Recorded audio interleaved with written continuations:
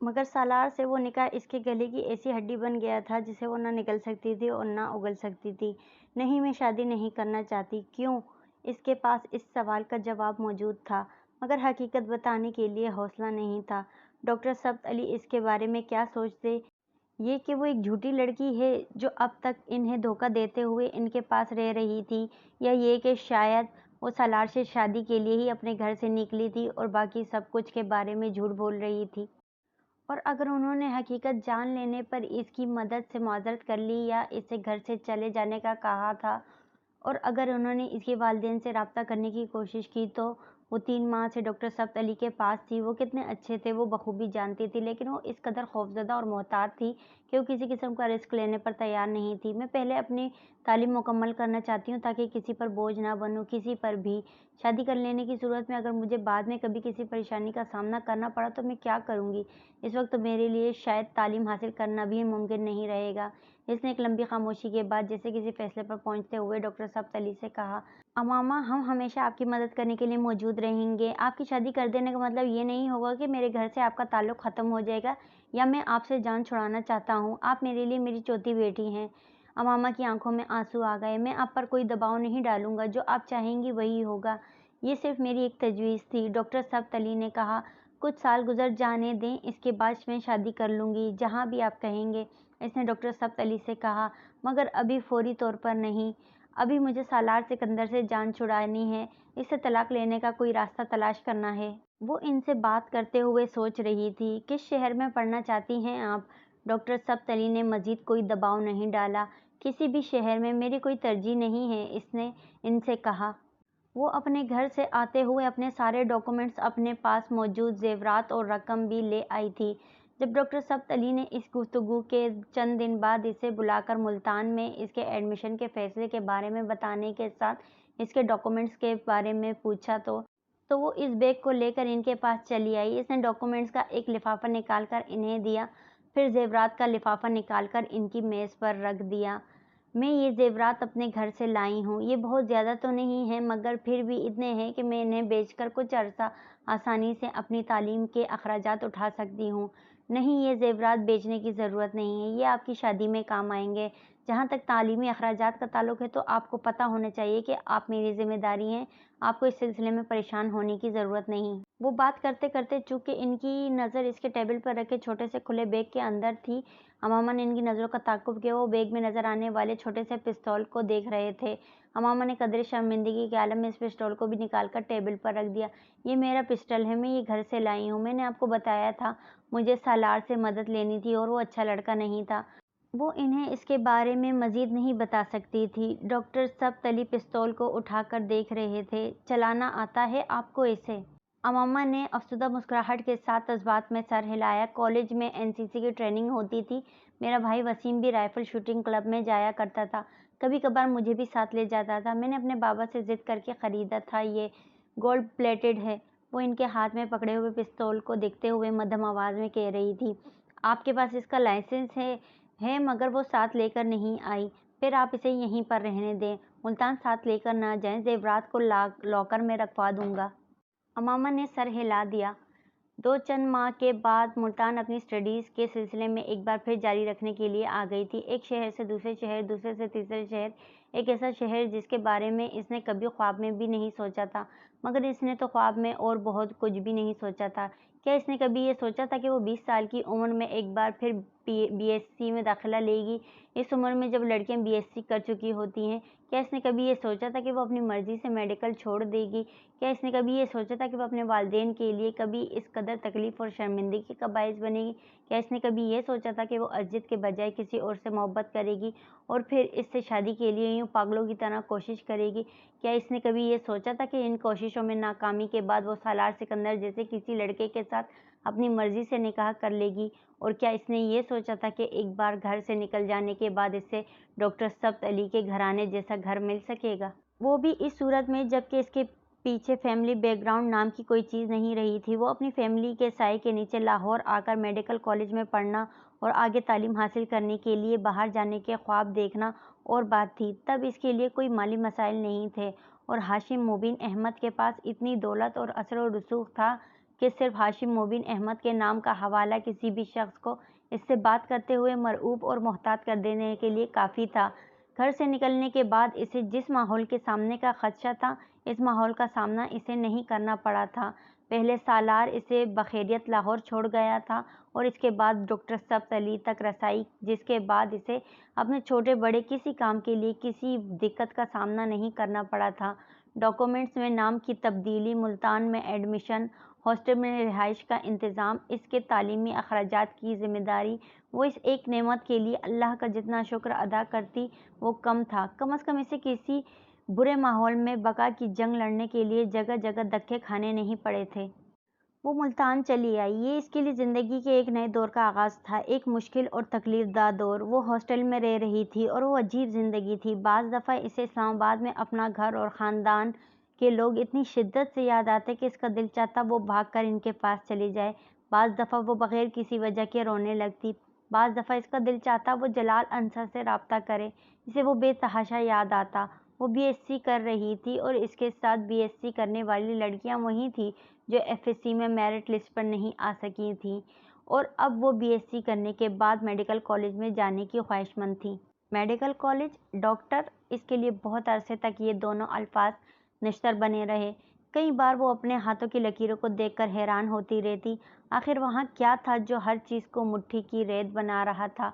کئی بار اسے جویریہ سے کی جانے والی اپنی باتیں یاد آتیں، میں اگر ڈاکٹر نہیں بن سکی تو میں تو زندہ ہی نہیں رہ سکوں گی، میں مر جاؤں گی۔ وہ حیران ہوتی وہ مری تو نہیں تھی، اسی طرح زندہ تھی، پاکستان کی سب سے مشہور آئی اسپیشلسٹ۔ سب کچھ ایک خواب ہی رہا تھا۔ وہ ہر چیز کے اتنے پاس تھی، وہ ہر چیز سے اتنا دور تھی۔ اس کے پاس گھر نہیں تھا، اس کے پاس گھر والے نہیں تھے، اس کے پاس اسجد نہیں تھا، میڈیکل کی تعلیم نہیں تھی، جلال بھی نہیں تھا۔ وہ زندگی کی ان آسائشوں سے ایک ہی جھٹکے میں محروم ہو گئی تھی جن کی وہ عادی تھی، اور اس کے باوجود وہ زندہ تھی۔ امامہ کو کبھی اندازہ نہیں تھا کہ وہ اس قدر بہادر تھی یا کبھی ہو سکتی تھی، مگر وہ ہو گئی تھی۔ وقت گزرنے کے ساتھ ساتھ اس کی تکلیف میں کمی ہونا شروع ہو گئی تھی، یوں جیسے اسے صبر آ رہا تھا۔ اللہ کے بعد شاید زمین پر یہ ڈاکٹر سب تھے جن کی وجہ سے وہ آہستہ آہستہ سنبھلنے لگی تھی۔ مہینے میں ایک بار یا ویکینڈ پر وہ ان کے پاس لاہور آتی اور وقتاً فوقتاً اسے ہاسٹل فون کرتے رہتے، اسے کچھ نہ کچھ بھجواتے رہتے۔ ان کی بیٹیاں اور بیوی بھی اس کا بہت خیال رکھتے تھے۔ وہ ان کے نزدیک ان کے گھر کا ایک فرد بن چکی تھی۔ اگر یہ لوگ نہ ہوتے تو میرا کیا ہوتا، وہ کئی بار سوچتی۔ ملتان میں اپنے قیام کے دوران بھی اس نے سالار کو کبھی اپنے ذہن سے فراموش نہیں کیا تھا۔ تعلیم کا سلسلہ باقاعدہ طور پر شروع کرنے کے بعد وہ ایک بار اس سے رابطہ کرنا چاہتی تھی، اور اگر وہ پھر اسے طلاق دینے سے انکار کر دیتا تو وہ بالآخر ڈاکٹر ثبت علی کو اس تمام معاملے کے بارے میں بتا دینا چاہتی تھی۔ اور سالار سے رابطہ اس نے بی ایس سی کے امتحانات سے فارغ ہونے کے بعد لاہور آنے سے پہلے کیا۔ اپنے پاس موجود سالار کے موبائل کا استعمال وہ بہت پہلے ترک کر چکی تھی۔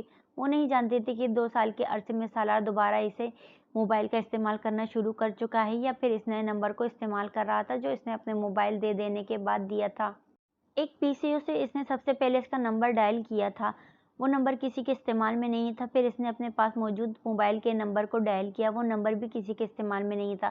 اس کا واضح مطلب یہی تھا کہ اب وہ کوئی نمبر اور لیے ہوئے تھا اور وہ نمبر اس کے پاس نہیں تھا۔ اس نے بالآخر گھر کا نمبر ڈائل کیا، کچھ دیر تک بیل ہوتی رہی، پھر فون اٹھا لیا۔ ہیلو، کسی عورت نے دوسری طرف سے کہا۔ ہیلو، میں سالار سکندر سے بات کرنا چاہتی ہوں، امامہ نے کہا۔ سالار صاحب سے؟ آپ کون بول رہی ہیں؟ امامہ کو اچانک محسوس ہوا جیسے اس عورت کے لہجے میں یکدم تجسس پیدا ہوا تھا۔ امامہ کو پتہ نہیں کیوں اس کی آواز شناسا لگی۔ اس سے پہلے کہ وہ کچھ کہتی، اچانک اس عورت نے بڑی پرجوش آواز میں کہا، امامہ بی بی، آپ امامہ بی بی ہیں؟ ایک کرنٹ کھا کر امامہ نے بے اختیار کریڈل دبا دیا۔ وہ کون تھی جس نے اسے صرف آواز سے پہچان لیا تھا، اتنے سالوں بعد بھی، اور اتنی جلدی، وہ بھی سالار سکندر کے گھر پر؟ کچھ دیر اس کے ہاتھ کانپتے رہے۔ وہ پی سی او کے اندر والے کیبن میں تھی اور کچھ دیر ریسیور اسی طرح ہاتھ میں لیے بیٹھی رہی۔ جو بھی ہو، مجھے ڈرنے کی ضرورت نہیں، میں اسلام آباد سے اتنی دور ہوں کہ یہاں مجھ تک کوئی نہیں پہنچ سکتا، مجھے خوفزدہ ہونے کی ضرورت نہیں، اس نے سوچا، اور پی سی او کے مالک کو ایک بار پھر کال ملانے کے لیے کہا۔ فون کی گھنٹی بجنے پر اس بار فون اٹھا لیا گیا تھا، مگر اس بار بولنے والا کوئی مرد تھا اور وہ سالار نہیں تھا، یہ وہ آواز سنتے ہی جان گئی تھی۔ میں سالار سکندر سے بات کرنا چاہتی ہوں۔ آپ امامہ ہاشم ہیں؟ مرد نے کھردری آواز میں کہا۔ اس بار امامہ کو کوئی شوق نہیں لگا۔ جی وہ دوسری طرف خاموشی چھا گئی۔ آپ ان سے میری بات کروا دیں، یہ ممکن نہیں ہے، دوسری طرف سے کہا۔ کیوں؟ سالار زندہ نہیں ہے کیا؟ بے اختیار امامہ کے حلق سے نکلا۔ وہ مر گیا ہے۔ ہاں، کب؟ اس بار مرد خاموش رہا۔ آپ سے آخری بار ان کا رابطہ کب ہوا؟ اس کے سوال کا جواب دینے کے بجائے اس آدمی نے کہا، چند سال پہلے، 2.5 سال پہلے، 1 سال پہلے اس کی ڈیتھ ہوئی ہے۔ آپ امامہ نے کچھ بھی اور سننے سے پہلے فون بند کر دیا۔ کچھ کہنے اور سننے کی ضرورت نہیں تھی، وہ آزاد ہو چکی تھی۔ وہ جانتی تھی کہ ایک انسان کے طور پر اسے اس کی موت پر افسوس ہونا چاہیے تھا، مگر اسے کوئی افسوس نہیں تھا۔ اگر اس نے اس طرح سے طلاق دینے سے انکار نہ کیا ہوتا تو یقیناً اس کے لیے دکھ محسوس کرتی، مگر اس وقت 2.5 سال کے بعد اسے بے اختیار سکون اور خوشی کا احساس ہو رہا تھا۔ وہ تلوار جو اس کے سر پر لٹکی ہوئی تھی وہ غائب ہو چکی تھی۔ اسے اب ڈاکٹر صاحب تلی کو کچھ بھی بتانے کی ضرورت نہیں تھی، وہ صحیح معنوں میں آزاد ہو چکی تھی۔ وہ اس کا وہاں ہاسٹل میں آخری دن تھا اور اس رات اس نے سالار سکندر کے لیے بخشش کے لیے دعا کی۔ وہ اس کی موت کے بعد اسے معاف کر چکی تھی اور وہ اس کی موت پر بے پناہ خوش تھی۔ اس سے فون پر بات کرنے والی ہی وہی ملازمہ تھی جو سالار کے ساتھ ساتھ اس کے گھر میں بھی کام کرتی رہی تھی، اور اس نے امامہ کی آواز کو فوراً پہچان لیا تھا۔ امامہ کے فون بند کرتے ہی وہ کچھ اضطراب اور جوش و خروش کے عالم میں سکندر عثمان کے پاس پہنچ گئی۔ یہ ایک اتفاق ہی تھا کہ اس دن طبیعت خرابی کی وجہ سے وہ گھر پر ہی تھے۔ ابھی کچھ دیر پہلے ایک لڑکی کا فون آیا تھا، وہ سالار صاحب سے بات کرنا چاہتی تھی۔ تو تم بات کروا دیتی؟ سکندر عثمان قدرے لاپرواہی سے بولے۔ یہ اتفاق ہی تھا کہ سالار بھی ان دنوں پاکستان آیا ہوا تھا اور گھر پر موجود تھا۔ ملازمہ کچھ ہچکچائی۔ صاحب جی، وہ امامہ بی بی تھیں۔ سکندر عثمان کے ہاتھ سے چائے کا کپ چھوٹتے چھوٹتے بچا۔ وہ یکدم حواس باختہ نظر آنے لگے۔ امامہ ہاشم کی بیٹی؟ ملازمہ نے اثبات میں سر ہلا دیا۔ سکندر عثمان کا سر گھومنے لگا۔ تو کیا سالار ہر ایک کو بے وقوف بنا رہا ہے؟ وہ ابھی تک امامہ کے ساتھ رابطے میں ہے اور وہ جانتا ہے وہ کہاں ہے، تو پھر یقیناً وہ اس سے ملتا بھی رہا ہوگا۔ انہوں نے بے اختیار سوچا۔ اس نے تمہیں خود اپنا نام بتایا؟ انہوں نے چائے کا کپ ایک طرف رکھتے ہوئے کہا۔ نہیں، میں نے ان کی آواز پہچان لی اور جب میں نے ان کا نام لیا تو انہوں نے فون بند کر دیا، ملازمہ نے سکندر عثمان کو بتایا۔ مگر مجھے یقین ہے وہ انہی کی آواز تھی۔ مجھے کم از کم اس بارے میں کوئی دھوکہ نہیں ہو سکتا۔ اس سے پہلے کہ سکندر عثمان کچھ کہتے، انہوں نے فون کی گھنٹی سنی، مگر اس بار وہ ڈرائنگ روم میں موجود ایکسٹینشن کی طرف بڑھ گئے اور انہوں نے فون اٹھا لیا۔ دوسری طرف موجود لڑکی ایک بار پھر سالار سکندر کا پوچھ رہی تھی۔ ان کے استفسار پر اس نے یہ تسلیم کر لیا کہ وہ امامہ ہاشم ہی تھی۔ وہ نہیں جانتے تھے کہ کیوں، مگر بے اختیار ان کے دل میں آیا کہ وہ اسے سالار کے مرنے کی خبر دے دیں تاکہ وہ دوبارہ کبھی ان کے گھر فون نہ کرے۔ انہیں اس بات سے کر کے یہ اندازہ تو ہو ہی چکا تھا کہ وہ بہت عرصے سے سالار کے ساتھ رابطہ نہیں کر سکی ہے اور اس کے پاس ان کے بیان کی صداقت کو پرکھنے کا کوئی ذریعہ نہیں تھا۔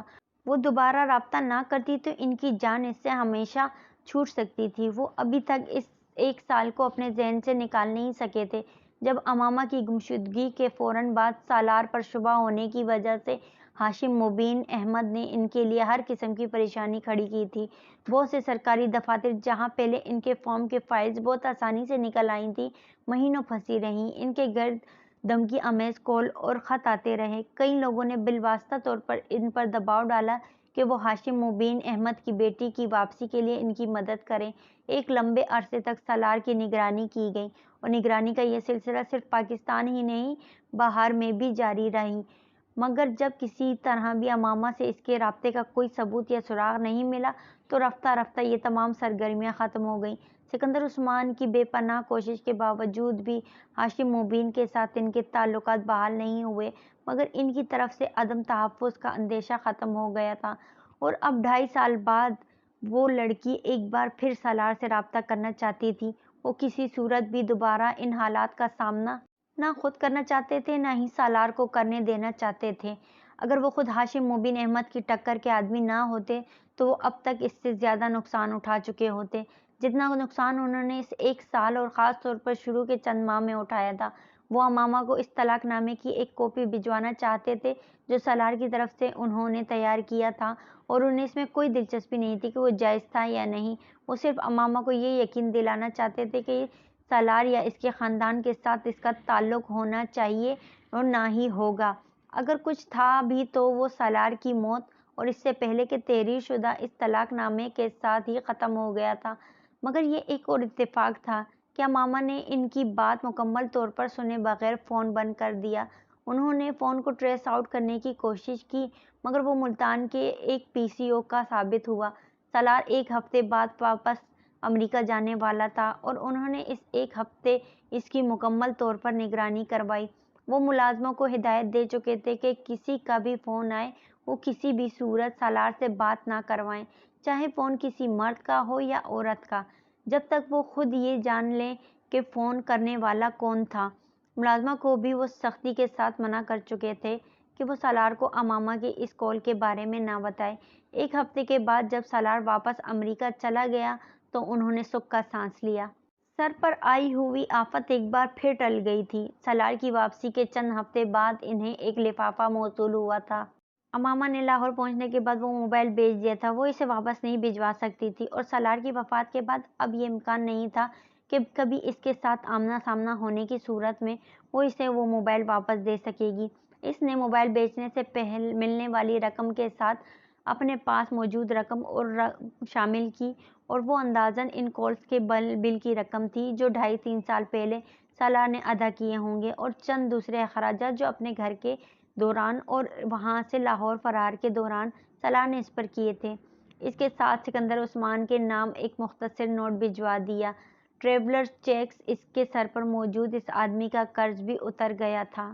اس رقم اور اس کے ساتھ ملنے والے نوٹ سے سکندر عثمان کو تسلی ہو گئی تھی کہ وہ دوبارہ اس سے رابطہ نہیں کرے گی، اور یہ بھی کہ اس نے واقعی ان کی بات پر یقین کر لیا تھا۔ ملتان سے BSc کرنے کے بعد وہ لاہور چلی آئی تھی۔ اسے گھر چھوڑے 3 سال ہونے والے تھے اور اس کا خیال تھا کہ اب کم از کم اسے تلاش نہیں کیا جائے گا جس طرح پہلے کیا جاتا رہا تھا۔ اگر کیا بھی گیا تو صرف میڈیکل کالجز پر نظر رکھی جائے گی۔ اس کا یہ اندازہ صحیح ثابت ہوا تھا۔ اس نے پنجاب یونیورسٹی میں کیمسٹری میں MSc کے لیے ایڈمیشن لے لیا تھا۔ اتنا عرصہ گزر جانے کے بعد بھی وہ بے حد محتاط تھی۔ یہ لاہور تھا، یہاں کسی وقت کوئی بھی اسے پہچان سکتا تھا۔ ملتان میں وہ صرف چادر اوڑھ کر کالج جاتی تھی۔ لاہور میں اس نے لقاب لگانا شروع کر دیا تھا۔ لاہور میں دوبارہ واپسی کے بعد وہ ڈاکٹر ثبت علی کے ساتھ نہیں رہی تھی، وہ سیدہ اماں کے پاس رہنے لگی تھی۔ سیدہ اماں سے اس کی پہلی ملاقات ڈاکٹر ثبت علی نے ملتان جانے سے پہلے لاہور میں کروائی تھی۔ سیدہ اماں کے بہت سے عزیز و اقارب ملتان میں رہتے تھے۔ ڈاکٹر ثبت علی امامہ کو ان سے آگاہ کرنا چاہتے تھے تاکہ ملتان میں قیام کے دوران کسی بھی ضرورت یا ایمرجنسی میں وہ ان کی مدد لے سکے۔ سیدہ اماں ایک 65-70 سالہ بے حد باتونی اور ایکٹیو عورت تھی۔ وہ لاہور کے اندرون شہر میں ایک پرانی حویلی میں تنہا رہتی تھی۔ ان کے شوہر کا انتقال ہو چکا تھا، جبکہ وہ 2 بیٹے بیرون ملک تعلیم حاصل کرنے کے بعد وہیں مقیم تھے۔ وہ دونوں شادی شدہ تھے اور ان کے بے حد اصرار کے باوجود سیدہ اماں باہر جانے پر تیار نہیں تھیں۔ ان کے دونوں بیٹے باری باری ہر سال پاکستان آیا کرتے اور کچھ عرصے قیام کے بعد واپس چلے جاتے تھے۔ ڈاکٹر ثبت علی سے ان کی قرابت داری تھی، وہ ان کے کزن ہوتے تھے۔ ڈاکٹر ثبت علی نے امامہ کے بارے میں پہلے ہی سیدہ اماں کو بتا دیا تھا، اس لیے جب وہ ان کے ساتھ ان کے گھر پہنچی تو وہ بڑی گرمجوشی سے اس سے ملی تھی۔ انہوں نے ملتان میں موجود تقریباً اپنے ہر رشتہ دار کے بارے میں تفصیلات اس کے گوش گزار کر دی تھیں، اور پھر شاید یہ اس سب کو ناکافی جانتے ہوئے انہوں نے خود ساتھ چل کر اسے ہاسٹل چھوڑ آنے کی آفر کی، جسے ڈاکٹر ثبت علی نے نرمی سے رد کر دیا تھا۔ نہیں آپا، آپ کو زحمت ہوگی۔ ان کے بے حد اصرار کے باوجود وہ نہیں مانے تھے۔ بہتر تو ہے بھائی صاحب کہ آپ اسے میرے بھائیوں میں سے کسی سے گھر ٹھہرا دیں، بچی کو گھر جیسا آرام اور ماحول ملے گا۔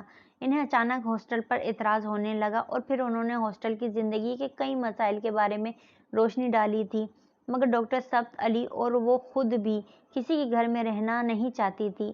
ہاسٹل بہترین آپشن تھا۔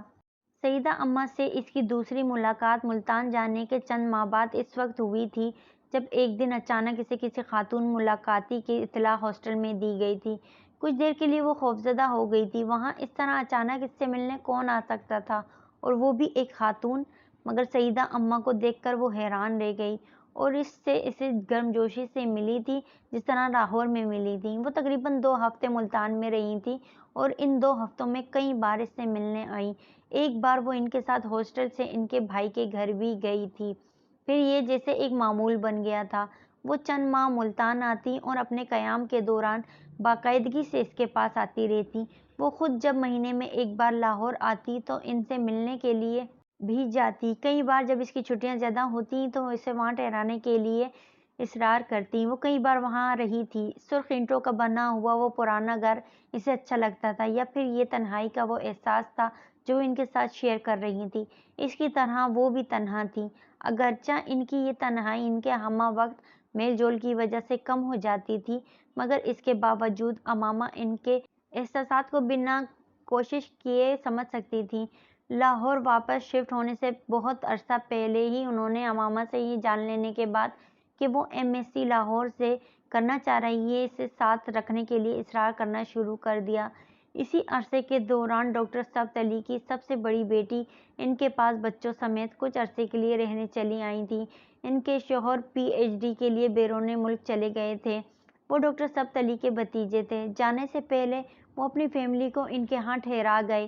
ڈاکٹر ثبت علی کے گھر میں جگہ کی کمی نہیں تھی، مگر امامہ اب ان کے گھر میں رہنا نہیں چاہ رہی تھی۔ وہ جلد از جلد اپنے پیروں پر کھڑا ہونا چاہتی تھی۔ ڈاکٹر ثبت علی کے احسانات کا بوجھ پہلے ہی اسے زیر بار کر رہا تھا۔ وہ یہ نہیں چاہتی تھی کہ وہ ان کے پاس رہ کر تعلیم حاصل کرے اور اس کے بعد اس کے جاب کرنے پر بھی وہ اسے کہیں اور رہنے نہ دیتے، لیکن اگر وہ پہلے ہی علیحدہ رہائش اختیار رکھتی تو اس کے لیے ان سے اپنی بات منوانا آسان ہوتا۔ سیدہ اماں کا گھر اسے اپنی رہائش کے لیے بہت مناسب لگا تھا۔ وہ جاب شروع کرنے پر انہیں مجبور کر کے کرائے کے مد میں کچھ نہ کچھ لینے پر مجبور کر سکتی تھی، مگر ڈاکٹر ثبت علی شاید یہ سب کبھی گوارا نہ کرتے۔ ڈاکٹر ثبت علی کے لیے اس کا فیصلہ ایک شوق کی طرح تھا۔ کیوں آمنہ، میرے گھر پہ کیوں نہیں رہ سکتی آپ؟ انہوں نے بہت ناراضی سے اس سے کہا۔ سیدہ آپا کے ساتھ کیوں رہنا چاہتی ہیں؟ وہ بہت اصرار کر رہی ہیں۔ میں انہیں سمجھا دوں گا۔ نہیں، میں خود بھی ان کے ساتھ رہنا چاہتی ہوں۔ میں ان کے ساتھ رہوں گی تو ان کی تنہائی دور ہو جائے گی۔ یہ کوئی وجہ نہیں ہے۔ آپ ان کے پاس جب چاہیں جا سکتی ہیں، مگر ساتھ رہنے کے لیے نہیں۔ پلیز آپ مجھے وہاں رہنے کی اجازت دے دیں، میں وہاں زیادہ خوش رہوں گی۔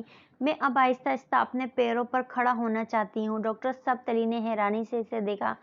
پیروں پر کھڑے ہونے سے کیا مراد ہے آپ کی؟ وہ کچھ دیر خاموش رہی، پھر اس نے کہا، میں آپ پر بہت لمبے عرصے تک بوجھ نہیں بننا چاہتی۔ پہلے ہی میں بہت سال سے آپ پر انحصار کر رہی ہوں، مگر ساری زندگی تو میں آپ پر بوجھ بن کر نہیں گزار سکتی۔ وہ بات کرتے کرتے رک گئی۔ اسے لگا کہ آخری جملے نے ڈاکٹر ثبت علی کو تکلیف دی تھی۔ اسے پچھتاوا ہوا۔ میں نے کبھی بھی آپ کو بوجھ نہیں سمجھا آمنہ، کبھی بھی نہیں۔ بیٹیاں بوجھ نہیں ہوتی اور میرے لیے آپ ایک بیٹی کی طرح ہیں۔ پھر یہ بات مجھے بہت دکھ ہوا ہے۔ میں جانتی ہوں ابو، مگر میں صرف اپنی فیلنگز کی بات کر رہی ہوں۔ دوسری پر ڈیپینڈنٹ ہونا بہت تکلیف دہ بات ہوتی ہے۔ میں سیدہ اماں کے ساتھ رہ کر زیادہ پرسکون رہوں گی۔ میں انہیں پے کروں گی۔ آپ کو میں کبھی پے کرنا چاہوں گی بھی تو نہیں کر سکوں گی۔ شاید مجھے 10 زندگیاں بھی ملیں تو میں آپ کے احسانات کا بدلہ نہیں اتار سکتی، مگر اب بس، اب اور نہیں۔ میں نے زندگی گزارنے کے طریقے بھی سیکھنے ہیں، مجھے سیکھنے دیں۔ ڈاکٹر ثبت علی نے اس کے بعد اسے دوبارہ اپنے گھر میں رہنے پر مجبور نہیں کیا تھا۔ وہ اس کے لیے بھی ان کی احسان مند تھی۔ سیدہ اماں کے ساتھ رہنے کا تجربہ اس کے لیے ہاسٹل میں یا ڈاکٹر ثبت علی کے ہاں رہنے سے بالکل مختلف تھا۔ اسے ان کے پاس ایک عجیب سی آزادی اور خوشی کا احساس ہوا تھا۔ وہ بالکل اکیلی رہتی تھی، صرف ایک ملازمہ تھی جو دن کے وقت گھر کے کام کر دیا کرتی تھی اور شام کو واپس چلی جایا کرتی تھی۔ وہ بے حد سوشل لائف گزارتی تھی۔ محلے میں ان کا بہت آنا جانا تھا، اور نہ صرف محلے میں بلکہ اپنے رشتہ داروں کے ہاں بھی، اور ان کے گھر بھی اکثر کوئی نہ کوئی آتا رہتا تھا۔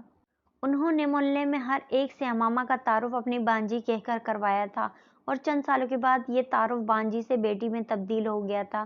اگرچہ محلے والے پچھلے تعارف سے واقف تھے، مگر اب کسی نئے ملنے والے سے جب وہ امامہ کو بیٹی کی حیثیت سے متعارف کرواتی تو کسی کو کوئی تجسس نہیں ہوتا تھا۔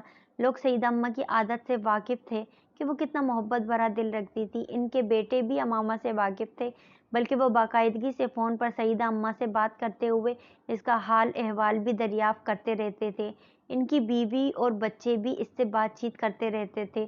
ان کے بیٹے ہر سال پاکستان آیا کرتے تھے، اور ان کے قیام کے دوران بھی امامہ کو کبھی ایسا محسوس نہیں ہوتا تھا جیسے وہ ان کی فیملی کا حصہ نہیں تھی۔ بعض دفعہ اسے یوں ہی لگتا تھا جیسے وہ واقعی سیدہ اماں کی بیٹی اور ان کے بیٹوں کی بہن تھی۔ ان دونوں کے بچے اسے پھوپھو کہا کرتے تھے۔ پنجاب یونیورسٹی سے MSc کرنے کے بعد اس نے ڈاکٹر سبت علی کے توسط سے ایک فارماسیوٹیکل کمپنی میں جاب شروع کر دی تھی۔ اس کی جاب بہت اچھی تھی۔ وہ پہلی بار اس نے مالی طور پر خود مختاری حاصل کر لی تھی۔ یہ ویسی زندگی نہیں تھی جیسے وہ اپنے والدین کے گھر میں گزارتی تھی، نہ ہی ویسی تھی جیسی زندگی کے وہ خواب دیکھا کرتی تھی، مگر یہ ویسی بھی نہیں تھی جن خدشات کا وہ گھر سے نکلتے وقت شکار تھی۔ وہ ہر ایک کے بارے میں نہیں کہہ سکتی تھی، مگر اس کے لیے زندگی معجزات کا دوسرا نام تھا۔ سالار سکندر جیسے لڑکے سے اس طرح کی مدد، ڈاکٹر سبت علی تک رسائی، سیدہ اماں جیسے خاندان سے ملنا، تعلیم کا مکمل کرنا اور پھر وہ جاب، صرف جلال انصر تھا جس کا خیال ہمیشہ اسے تکلیف میں مبتلا کر دیتا تھا، اور شاید اسے مل جاتا تو وہ خود دنیا کی خوش قسمت ترین لڑکی سمجھتی۔ 8 سالوں نے اس میں بہت سی تبدیلیاں پیدا کر دی تھی۔ گھر سے نکلتے وقت وہ جانتی تھی کہ اب دنیا میں اس کے نخرے اٹھانے والا کوئی نہیں تھا۔ اسے کسی سے کوئی توقعات وابستہ کرنی نہیں تھی، نہ ہی اس کے پورا نہ ہونے پر تکلیف محسوس کرنی تھی۔ اس کا رونا دھونا بھی وقت گزرنے کے ساتھ ساتھ کم ہوتا جا رہا تھا۔ 20 سال کی عمر میں چھوٹی چھوٹی باتوں پر خوفزدہ اور پریشان ہونے والی امامہ ہاشم آہستہ آہستہ اپنا وجود کھوتی گئی تھی۔ نئی نمودار ہونے والی امامہ زیادہ پر اعتماد، مضبوط اعصاب رکھتی تھی، مگر اس کے ساتھ ساتھ وہ بہت زیادہ محتاط بھی ہو گئی تھی، ہر چیز کے بارے میں، اپنی گفتگو کے بارے میں، اپنے طور اتوار کے بارے میں۔ ڈاکٹر سبت علی اور سیدہ اماں دونوں کے خاندانوں نے اسے بہت محبت اور اپنائیت دی تھی، لیکن اس کے باوجود وہ ہمیشہ کوشش کرتی تھی کہ وہ کوئی ایسی بات یا حرکت نہ کرے جو انہیں قابل اعتراض یا ناگوار لگے۔ ہاشم مبین کے گھر میں اسے یہ ساری احتیاطیں نہیں کرنی پڑتی تھی، مگر وہاں سے نکل کر اسے یہ سب کچھ سیکھنا پڑا تھا۔ سیدہ اماں کی گمشدگی کے دوران وہ آفس میں تھی۔ 4 بجے کے قریب جب وہ گھر آئی تو گھر کو تالا لگا ہوا تھا۔ اس کے پاس تالے کی دوسری چابی تھی، کیونکہ اس سے پہلے بھی سیدہ اماں کئی بار ادھر ادھر چلی جایا کرتی تھیں۔ اسے تشویش نہیں ہوئی، لیکن جب مغربی اذان ہونے لگی تو وہ پہلی بار فکر مند ہوئی، کیونکہ وہ شام کو بتائے بغیر کبھی یوں غائب نہیں ہوئی تھیں۔ ساتھ والوں کے ہاں پتہ کرنے پر اسے پتہ چلا کہ ان کا بیٹا انہیں بلال کے گھر صبح چھوڑ آیا تھا۔ سیدہ اماں پہلے بھی اکثر وہاں آتی جاتی رہتی تھی، اس لیے امامہ ان لوگوں کو اچھی طرح جانتی تھی۔ اس نے وہاں فون کیا تو اسے پتہ چلا کہ وہ دوپہر کو وہاں سے جا چکی تھیں، اور تب پہلی بار اسے صحیح معنوں میں تشویش ہونے لگی۔ اس نے باری باری ہر جگہ پتہ کیا جہاں وہ جا سکتی تھیں، مگر وہ کہیں بھی نہیں ملی، اور تب اس نے ڈاکٹر سبت علی کو اطلاع دی۔ اس کی حالت تب تک بے حد خراب ہو چکی تھی۔ سیدہ اماں کا میل جول اپنے محلے تک ہی تھا، وہ اندرون شہر کے علاوہ کسی جگہ کو اچھی طرح نہیں جانتی تھیں۔ انہیں کسی دوسری جگہ جانا ہوتا تو وہ ہمسایوں کے کسی لڑکے کے ساتھ جاتی یا پھر امامہ کے ساتھ، اور یہی بات امامہ کو تشویش میں مبتلا کر رہی تھی۔ دوسری طرف سالار اندرون شہر کے سوا شہر کے تمام پوش علاقوں سے واقف تھا۔ اگر اسے اندرون شہر کے بارے میں تھوڑی بہت معلومات بھی ہوتی، تب بھی وہ سیدہ اماں کے ادھورے پتے کے باوجود کسی نہ کسی طرح ان کے گھر پہنچ جاتا۔ ڈاکٹر سبت علی نے رات گئے اسے سیدہ اماں کی خیریت سے اپنی کسی جاننے والے کے پاس ہونے کی اطلاع دی، اور امامہ کے جیسے جان میں جان آئی۔ مزید 1 گھنٹے بعد دروازے کی بیل بجی تھی، اور اس نے تقریباً بھاگتے ہوئے جا کر دروازہ کھولا۔ دروازے کی اوٹ سے اس نے سیدہ اماں کے پیچھے کھڑے ایک خوش شکل آدمی کو دیکھا، جس نے دروازہ کھلنے پر اسے سلام کیا اور پھر سیدہ اماں کو خدا حافظ کہتے ہوئے مڑ گیا، اور اس دوسرے سے دراز قامت شخص کے پیچھے چلنے لگا جس کی امامہ کی طرف پشت تھی۔ امامہ نے اس پر غور نہیں کیا، وہ تو بے اختیار سیدہ اماں سے لپٹ گئی تھی۔ سیدہ اماں اگلے کئی دن اس کے سامنے ان دونوں کا نام لیتی رہی، سالار اور فرقان۔ امامہ کو پھر بھی شبہ نہیں ہوا کہ وہ سالار سکندر بھی ہو سکتا تھا۔ مردہ لوگ زندہ نہیں ہو سکتے تھے، اور اسے اگر اس کی موت کا یقین نہ بھی ہوتا تب بھی سالار سکندر جیسا شخص نہ تو ڈاکٹر سبت علی کا شناسہ ہو سکتا تھا، اور نہ ہی اس میں اس طرح کی اچھائیاں ہو سکتی تھیں جن اچھائیوں کا ذکر سیدہ اماں وقتاً فوقتاً کرتی رہتی تھیں۔ اس کے کچھ عرصے بعد اس نے جس شخص کو اس رات سیدہ اماں کے ساتھ سیڑھیوں پر کھڑے دیکھا تھا، اس شخص سے اس کی پہلی ملاقات ہوئی۔ فرقان اپنی بیوی کے ساتھ ان کے ہاں آیا تھا، اسے وہ اس کی بیوی دونوں اچھے لگے تھے۔ پھر وہ چند ایک بار اور ان کے گھر آئے تھے، ان کے ساتھ ان کی شناسائی میں اضافہ ہو گیا تھا۔ इसे जॉब करते तब 2 साल हो चुके थे। कुछ वक्त शायद और इसी तरह गुजर जाता अगर वो इत्तेफाकन एक रोज इस सड़क से ना गुजरती जहां जलाल के बनाई हुई हॉस्पिटल के बाहर इसका नाम अवेजा था। जलाल अंसर का नाम इसके कदम रोक देने के लिए काफी था, मगर कुछ देर तक हॉस्पिटल के बाहर इसका नाम देखते रहने के बाद इसने तय किया था कि वो दोबारा इस सड़क पर कभी नहीं आएगी। जलाल शादी कर चुका था, ये वो घर छोड़ते वक्त ही सालार से जान चुकी थी और वो दोबारा इसकी जिंदगी में नहीं आना चाहती थी, मगर ये फैसला देर पा साबित नहीं हुआ। 2 हफ्ते के बाद फार्मास्यूटिकल कंपनी के ऑफिस में ही इसकी मुलाकात राबिया से हुई। राबिया वहां किसी काम से आई थी। चंद लम्हों के लिए तो इसे अपने सामने देखकर इसकी समझ में नहीं आया कोई इस तरह का रद्द-ए-अमल जाहिर करे। ये मुश्किल राबिया ने आसान कर दी। वो इससे बड़ी गर्मजोशी के साथ मिली थी। तुम यकदम कहाँ गायब हो गई थी? कॉलेज और हॉस्टल में तो एक लंबा अरसा तूफान मचा रहा। राबिया ने छूटते ही इससे पूछा। अमामा ने मुस्कुराने की कोशिश की। बस मैं घर से चली गई थी। क्यों गई थी? तुम तो जानती ही होगी, अमामा ने मुख्तसरन कहा। हाँ, मुझे कुछ अंदाजा तो था ही, मगर मैंने किसी से जिक्र नहीं किया। वैसे हम लोगों की बड़ी कम बख्ती आई, मेरी, जवेरिया, ज़ैनब, सबकी। पुलिस तक ने पूछगिछ की हमसे। हमें तो कुछ पता ही नहीं था तो तुम्हारे बारे में, मगर हॉस्टल और कॉलेज में बहुत सारी बातें फैल गई थी तुम्हारे बारे में। राबिया इसके सामने वाली कुर्सी पर बैठी मुसलसल बोले जा रही थी। तुम अकेली ही गई थी? इसने बात करते करते अचानक पूछा। हाँ, अमामा इंटरकॉम पर चाय का कप खेते हुए बोली।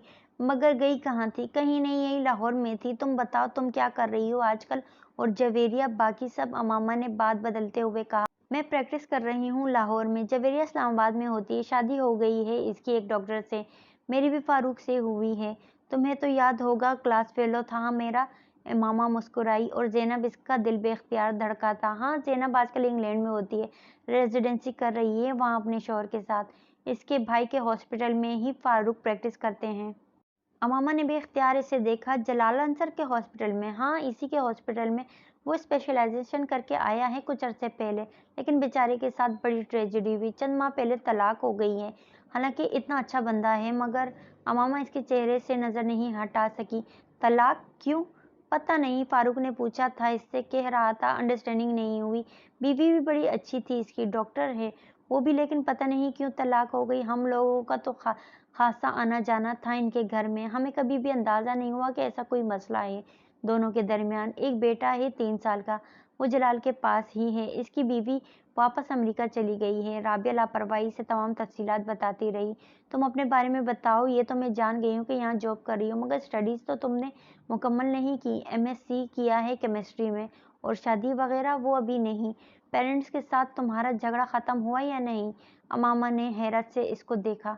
नहीं, फिर इसने मध्यम आवाज में कहा। वो कुछ देर इसके पास बैठी रही, फिर चली गई। अमामा बाकी का सारा वक्त ऑफिस में डिस्टर्ब रही। इसने जलाल अंसर को कभी भुलाया नहीं था, वो इसे भुला नहीं सकती थी। इसने सिर्फ अपनी जिंदगी से इसको अलग कर दिया था, मगर वहां बैठे हुए इस दिन इसे एहसास हुआ कि ये भी एक खुशगुमानी या खुद फरेबी के सिवा कुछ नहीं था। वो जलाल अंसर को अपनी जिंदगी से अलग भी नहीं कर सकती थी। वो सिर्फ इसकी जिंदगी में दाखिल होकर इसे किसी परेशानी से दो चार करना नहीं चाहती थी, ना ही इसकी अज़दवाजी ज़िंदगी को ख़राब करना चाहती थी। लेकिन जानने के बाद इसकी अज़दवाजी ज़िंदगी पहले ही नाकाम हो चुकी है, और वो एक बार फिर अकेला था। इसे याद आया 8 साल पहले वो किस तरह इस शख्स के हसूल के लिए बच्चों की तरह मचलती रही थी। वो इसे हासिल नहीं कर सकी थी। तब बहुत सी दीवारें, बहुत सी रुकावटें थीं जिन्हें वो पार कर सकती थी। न जलाल अंसर कर सकता था, मगर अब बहुत वक्त गुजर चुका था। इन रुकावटों में से अब कुछ भी इन दोनों के दरमियान नहीं था। इसे इस बात की कोई परवाह नहीं थी कि वो एक शादी कर चुका था या इसका एक बेटा भी था। मुझे इसके पास एक बार फिर जाना चाहिए। शायद वो अब भी मेरे बारे में सोचता हो, शायद इसे अब अपनी गलती का एहसास हो। अमामा ने सोचा। इसने आखिरी बार फोन पर बात करते हुए इससे जो कुछ कहा था, अमामा इसके लिए इसको माफ कर चुकी थी। जलाल की जगह जो भी होता वो यही कहता। सिर्फ एक लड़की के लिए तो कोई भी इतना रिस्क नहीं लेता, और फिर इसका करियर भी था जिसे वो बनाना चाहता था। इसके पेरेंट्स की इससे कुछ उम्मीदें थीं जिन्हें वो ख़त्म नहीं कर सकता था। मेरी तरह वो भी मजबूर था। बहुत साल पहले कहे गए इसके जुमलों की बाज़गश ने भी इसे दिल बर्दाश्त या अपने फैसले पर दोबारा गौर करने पर मजबूर नहीं किया था। मुझे इसके पास जाना चाहिए। हो सकता है ये मौका मुझे अल्लाह ने ही दिया हो सकता है अल्लाह ने मेरी दुआओं को अब कबूल कर लिया हो, हो सकता है अल्लाह को मुझ पर अब रहम आ गया हो, वो बार बार सोच रही थी। वरना इस तरह अचानक राबिया मेरे सामने क्यों आ जाती? मुझे क्यों ये पता चलता कि इसकी बीवी से अलैदगी हो चुकी है? हो सकता है अब मैं इसके सामने जाऊं तो वो फैसला कर चुकी थी। वो जलाल अंसर के पास दोबारा जाना चाहती थी। मैं डॉक्टर जलाल अंसर से मिलना चाहती हूँ, अमामा ने पेशेंट से कहा। अपॉइंटमेंट है आपकी? इसने पूछा। नहीं, अपॉइंटमेंट तो नहीं है। फिर तो वो आपसे नहीं मिल सकेंगे। अपॉइंटमेंट के बगैर वो किसी पेशेंट को नहीं देखते, इसने बड़े प्रोफेशनल अंदाज में कहा। मैं पेशेंट नहीं हूँ, इनकी दोस्त हूँ, अमामा ने काउंटर पर हाथ रखते हुए मध्यम आवाज में कहा। डॉक्टर साहब जानते हैं कि आप इस वक्त इनसे मिलने आएंगी? रिसेप्शनिस्ट ने इससे गौर से देखते हुए कहा। नहीं, इसने चंद लम्हों की खामोशी के बाद कहा। एक मिनट में इनसे पूछती हूँ, उसने रिसीवर उठाते हुए कहा। आपका नाम क्या है? वो रिसेप्शनिस्ट को चेहरा देखने लगी। आपका नाम क्या है? इसने अपना सवाल दोहराया। अमामा हाशिम। इसे याद नहीं इसने कितने सालों बाद अपना नाम लिया था। सर, कोई खातून आपसे मिलना चाहती हैं, वो कह रही हैं कि आपकी दोस्त हैं। अमामा हाशिम नाम है इनका। वो दूसरी तरफ से जलाल की गुफ्तगू सुनती रही। Okay sir. फिर इसने रिसीवर रख दिया। आप अंदर चली जाएं, रिसेप्शनिस्ट ने मुस्कुराते हुए इससे कहा। वो सर हिलाते हुए दरवाज़ा खोलकर अंदर चली गई।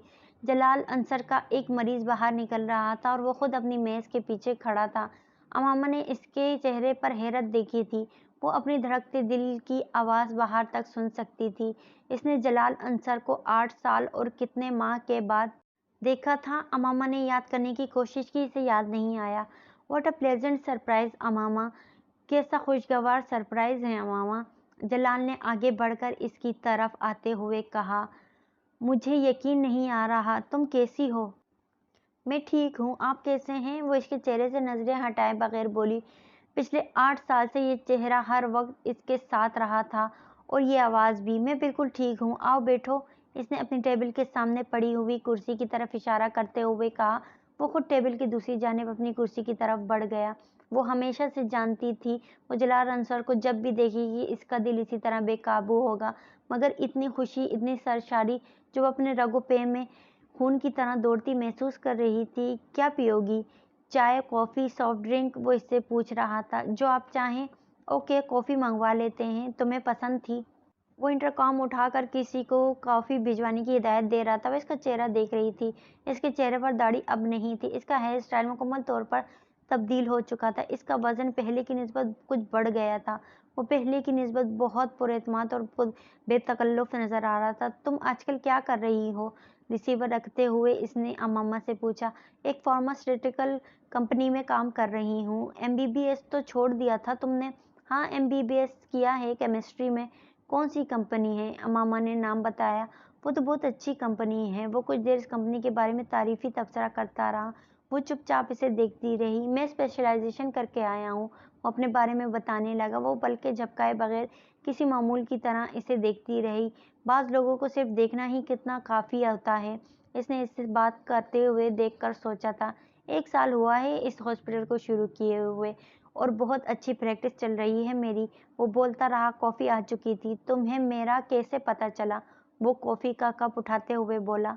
मैंने आपके हॉस्पिटल के बोर्ड पर आपका नाम पढ़ा, फिर राबिया से मुलाकात हुई। आप जानते होंगे, ज़ैनब भी वाकिफ़ थी इससे। राबिया फ़ारूक की बात कर रही हो? बहुत अच्छी तरह जानती हूँ। इसका शौहर डॉक्टर फ़ारूक मेरे साथ काम करता है, इसने कॉफ़ी पीते हुए कहा। हाँ वही। फिर मैं यहाँ आ गई। अमामा ने अभी कॉफ़ी नहीं पी थी। कॉफ़ी गर्म थी और बहुत गर्म चीज़ें नहीं पीती थी। इसने किसी ज़माने में मेज़ की दूसरी जानिब बैठे हुए शख्स को आइडियलाइज़ किया था। इसका ख्याल था कि इसमें हर खूबी थी, हर वो खूबी जो एक मुकम्मल मर्द में होनी चाहिए, हर वो खूबी जो अपने शौहर में देखना चाहती थी। 8.5 साल गुजर गए थे और मामा को यकीन था कि वो अब भी वैसा ही है। चेहरे से दाढ़ी हट जाने के मतलब ये नहीं हो सकता है इसको अब हज़रत मोहम्मद सल्लल्लाहु अलैहि वसल्लम से मोहब्बत ना रही हो।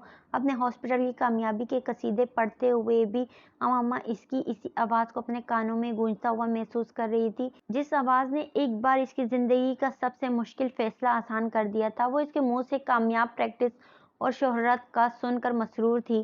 जलाल ने ज़िंदगी में इन्हीं कामयाबियों को समेटने के लिए 8.5 साल पहले से छोड़ दिया था, मगर वो खुश थी। आज सब कुछ जलाल अंसर की मुट्ठी में था। कम से कम आज फैसला करने में से किसी दुश्वारी का सामना नहीं करना पड़ता। तुमने शादी कर ली? बात करते करते इसने अचानक पूछा। نہیں، امامہ نے مدھم آواز میں جواب دیا۔ تو پھر تم کہاں رہتی ہو؟ کیا اپنے پیرنٹس کے پاس ہو؟ جلال اس بار کچھ سنجیدہ تھا۔ نہیں، پھر اکیلی رہتی ہوں، پیرنٹس کے پاس کیسے جا سکتی تھی؟ اس نے مدھم آواز میں کہا۔ آپ نے شادی کر لی؟ جلال نے کافی کا ایک گھونٹ پی لیا۔ ہاں، شادی کر لی، علیحدگی بھی ہو گئی، 3 سال کا ایک بیٹا ہے میرے پاس ہی ہوتا ہے، جلال نے بے تاثر لہجے میں کہا۔ آئی ایم سوری، امامہ نے اظہار افسوس کیا۔ نہیں، ایسی کوئی بات نہیں، اچھا ہوا یہ شادی ختم ہو گئی۔ It was not a marriage, it was a mass. یہ شادی نہیں تھی، ایک بکھیڑا تھا، جلال نے کافی کا کپ ٹیبل پر رکھتے ہوئے کہا۔ کچھ دیر کمرے میں خاموشی رہی، پھر اس نے خاموشی کو امامہ نے توڑا۔ بہت سال پہلے ایک بار میں نے آپ کو پروپوز کیا تھا جلال۔ جلال اسے دیکھنے لگا۔ پھر میں نے آپ سے شادی کے لیے ریکویسٹ کی تھی، آپ اس وقت مجھ سے شادی نہیں کر سکتے تھے۔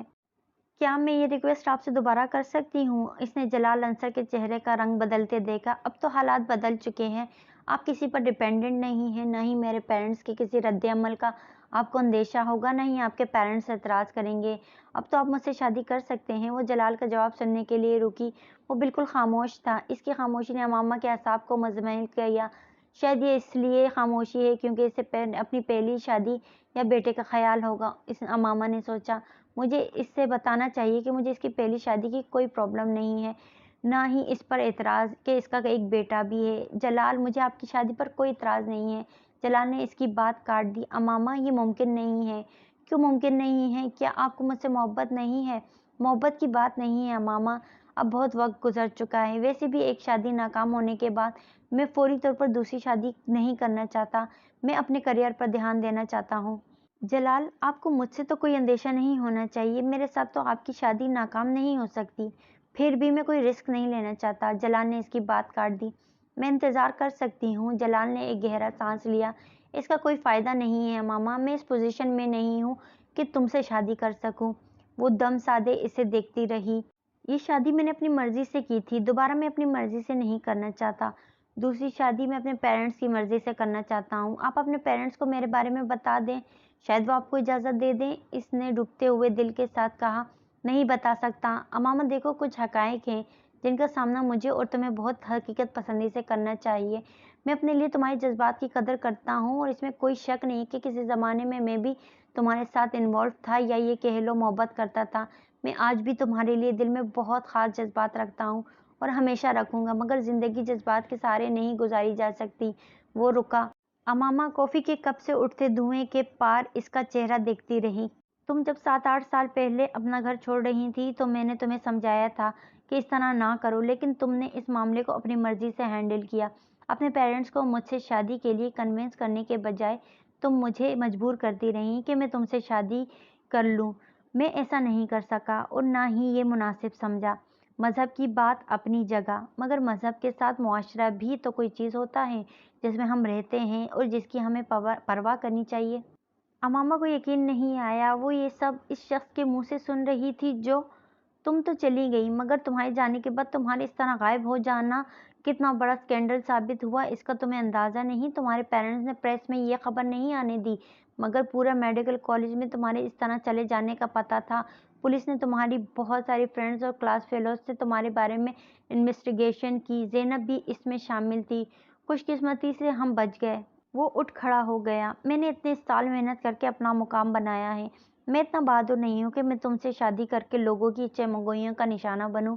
میرا اٹھنا بیٹھنا ڈاکٹرز کی کمیونٹی میں ہے اور امامہ ہاشم کی میری بیوی کے طور پر واپسی مجھے اسکینڈلائز کر دے گی۔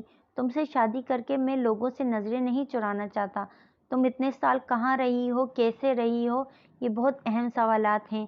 میرے پیرنٹس کو تمہاری کسی بات پر یقین نہیں آئے گا اور مجھے لوگوں کی نظروں میں اپنا یہ مقام برقرار رکھنا ہے۔ تم بہت اچھی ہو، مگر لوگ سمجھتے ہیں کہ تم اچھی لڑکی نہیں ہو اور میں کسی اسکینڈلائز لڑکی سے شادی نہیں کر سکتا۔ میں برداشت نہیں کر سکتا کہ کوئی یہ کہے کہ میری بیوی کا کردار اچھا نہیں ہے۔ آئی ہوپ تم میری پوزیشن کو سمجھ سکتی ہو۔ کافی کے کپ سے اٹھتا دھواں ختم ہو چکا تھا، مگر جلال انصر کا چہرہ ابھی کسی دھوئیں کے پیچھے چھپا نظر آ رہا تھا، یا پھر اس کی آنکھوں میں اترنے والی دھند تھی جس نے جلال انصر کو غائب کر دیا تھا۔ کرسی کے دونوں ہاتھوں کا سہارا لیتے ہوئے وہ اٹھ کھڑی ہو گئی۔ ہاں میں سمجھ سکتی ہوں، اس نے اپنے آپ کو کہتے سنا۔ خدا حافظ۔ آئی ایم سوری امامہ، جلال معذرت کر رہا تھا۔ امامہ نے اسے نہیں دیکھا، وہ جسے نیند کی حالت میں چلتے ہوئے کمرے سے باہر آ گئی۔ شام کے 7 بج چکے تھے، اندھیرا چھا چکا تھا، سڑکوں پر اسٹریٹ لائٹس اور نیون سائن بورڈز روشن تھے، سڑک پر بہت زیادہ ٹریفک تھی، اس پورے روڈ پر دونوں اطراف ڈاکٹرز کے کلینک تھے۔ اسے یاد تھا کسی زمانے میں اس کی بھی یہی خواہش تھی کہ اس کا بھی ایسا ہی ایک کلینک ہو۔ اسے یہ بھی یاد تھا کہ وہ بھی اپنے نام کے آگے اسی طرح کوالیفیکیشنز کی ایک لمبی لسٹ دیکھنا چاہتی تھی، بالکل ویسے ہی جس طرح جلال انصر کے نام کے ساتھ تھیں، بالکل ویسے ہی جس طرح اس روڈ پر لگے ہوئے بہت سے ڈاکٹرز کے نام کے آگے تھیں۔ یہ سب ہو سکتا تھا، یہ سب ممکن تھا، اس کے ہاتھ کی مٹھی میں تھا، اگر وہ بہت سال پہلے اپنے گھر سے نہ نکلی ہوتی۔ وہ بہت دیر تک جلال کے ہاسپٹل کے باہر سڑک پر کھڑی خالص ذہنی کی کیفیت میں سڑک پر دوڑتی ٹریفک کو دیکھتی رہی۔ اس کی سمجھ میں نہیں آ رہا تھا کہ وہ یہاں سے کہاں جائے۔ اس نے ایک بار پھر مڑ کر ہاسپٹل کے ماتھے پر جگمگاتے الیکٹرک بورڈ پر ڈاکٹر جلال انصر کا نام دیکھا۔ تم اچھی لڑکی ہو، مگر لوگ تمہیں اچھا نہیں سمجھتے۔ اسے چند منٹ پہلے کہے ہوئے اس کے الفاظ یاد آئے۔ وہاں کھڑے اسے پہلی بار پتہ چلا کہ اس نے اپنی پوری زندگی یک طرفہ محبت میں گزاری تھی۔ جلال انصر کو اس سے کبھی محبت تھی ہی نہیں، نہ 8.5 سال پہلے نہ ہی اب۔ اس کو صرف امامہ کی ضرورت نہیں تھی، اس کے ساتھ منسلک باقی چیزوں کی بھی ضرورت تھی۔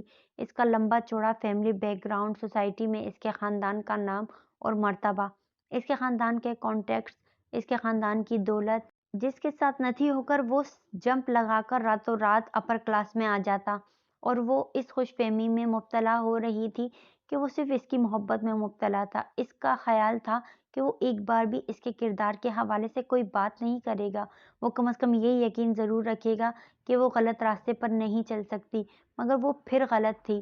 اس کے نزدیک وہ ایک اسکینڈلائزڈ لڑکی تھی جس کے دفاع میں اپنی فیملی یا دوسرے لوگوں سے کچھ کہنے کے لیے اس کے پاس کوئی لفظ نہیں تھا۔ 8.5 سال پہلے گھر چھوڑتے ہوئے وہ جانتی تھی کہ لوگ اس کے بارے میں بہت کچھ کہیں گے۔ وہ اپنے لیے کانٹوں بھرا راستہ، زہر اگلتی زبانیں اور طنز کرتی نظریں چن رہی تھی، مگر یہ اس نے کبھی نہیں سوچا تھا کہ ان لوگوں میں جلال انصر بھی شامل ہوگا۔ زہر اگلتی باتوں میں ایک زبان اس کی بھی ہوگی۔ وہ زندگی میں کم از کم جلال انصر کو اپنے کردار کے اچھا ہونے کے بارے میں کوئی صفائی یا وضاحت نہیں دینا چاہتی تھی۔ وہ اس کو کوئی صفائی دے ہی نہیں سکتی تھی۔ اس کے لفظوں نے 8.5 سال بعد پہلی بار اسے صحیح معنوں میں حقیقت کے تپتے ہوئے صحرا میں پھینک دیا تھا۔ وہ معاشرے کے لیے آؤٹ کلاسڈ بن چکی تھی۔ تو امامہ ہاشم، یہ ہے تمہاری اوقات، ایک اسکینڈلائزڈ اور داغدار لڑکی، اور تم اپنے آپ کو کیا سمجھنے بیٹھی تھی؟ وہ فٹ پاتھ پر چلنے لگی، ہر بورڈ، ہر نیون سائن کو پڑھتے ہوئے۔ وہاں لگے ہوئے بہت سے ڈاکٹروں کے ناموں سے وہ واقف تھی، ان میں سے کچھ اس کے کلاس فیلوز تھے، کچھ اس سے جونیئر، کچھ اس سے سینئر، اور وہ خود کہاں کھڑی تھی؟ کہیں بھی نہیں۔ تم دیکھنا امامہ، تم کس طرح ذلیل و خوار ہوگی، تمہیں کچھ بھی نہیں ملے گا، کچھ بھی نہیں۔ اس کے کانوں میں ہاشم مبین کی آواز گونجنے لگی تھی۔ اس نے اپنے گالوں پر سیال مادے کو بہتے محسوس کیا، آس پاس موجود روشنیاں اب اس کی آنکھوں کو اور چندیانے لگی تھیں۔ جلال انصر اب برا آدمی نہیں تھا، بس وہ نہیں تھا جو سمجھ کر وہ اس کی طرف گئی تھی۔ کیسا دھوکہ تھا جو اس نے کھایا تھا، جان بوجھ کر کھلی آنکھوں کے ساتھ۔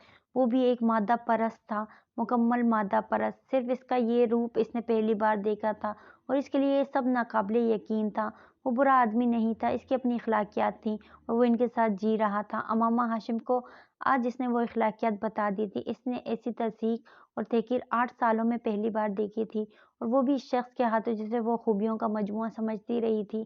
اور خوبیوں کے اس مجموعے کی نظروں میں کیا تھی؟ گھر سے بھاگی ہوئی ایک اسکینڈلائزڈ لڑکی۔ آنسوؤں کا ایک سیلاب تھا جو اس کی آنکھوں سے امڑ رہا تھا، اور وہ اس میں سب کچھ بہہ رہا تھا، سب کچھ۔ اس نے بے رحمی کے ساتھ آنکھوں کو رگڑا، اپنی چادر کے ساتھ گیلے چہرے کو خشک کرتے ہوئے ایک رکشے کو روک کر وہ اس میں بیٹھ گئی۔ دروازہ سعیدہ اماں نے کھولا تھا۔ وہ سر جھکائے اس طرح داخل ہوئی تھی کہ اس کے چہرے پر ان کی نظر نہ پڑی۔ کہاں تھی تم امامہ؟ رات ہو گئی، میرا تو دل گھبرا رہا تھا، ساتھ والوں کے گھر جانے ہی والی تھی میں کہ کوئی تمہارے آفس جا کر تمہارا پتہ کرے۔ سعیدہ اماں دروازہ بند کر کے تشویش کے عالم میں اس کے پیچھے آئی تھیں۔ کہیں نہیں اماں، بس آفس میں کچھ کام تھا، اس لیے دیر ہو گئی۔ اس نے ان سے چند قدم آگے چلتے ہوئے پیچھے مڑے بغیر ان سے کہا، پہلے تو کبھی تمہیں آفس میں دیر نہیں ہوئی، پھر آج کیا ہو گیا کہ رات ہو گئی؟ آخر آج کیوں اتنی دیر روکا انہوں نے تمہیں؟ सईदा अम्मा को अब भी तसल्ली नहीं हो रही थी। इसके बारे में मैं क्या कह सकती हूँ? आइंदा देर नहीं होगी। खाना गर्म कर दूँ या थोड़ी देर बाद खाओगी? उन्होंने इसके पीछे आते हुए पूछा। नहीं, मैं खाना नहीं खाऊंगी, मेरे सर में दर्द हो रहा है, मैं कुछ देर के लिए सोना चाहती हूँ। इसने अपने कमरे में दाखिल होते हुए कहा। दर्द क्यों हो रहा है? कोई दवाई दे दूँ या चाय बना दूँ? सईदा अम्मा को और तशवीश लाहक हुई। अम्मा प्लीज़ मुझे सोने दें, मुझे किसी चीज़ की ज़रूरत नहीं है, अगर हुई तो मैं आपसे कह दूंगी।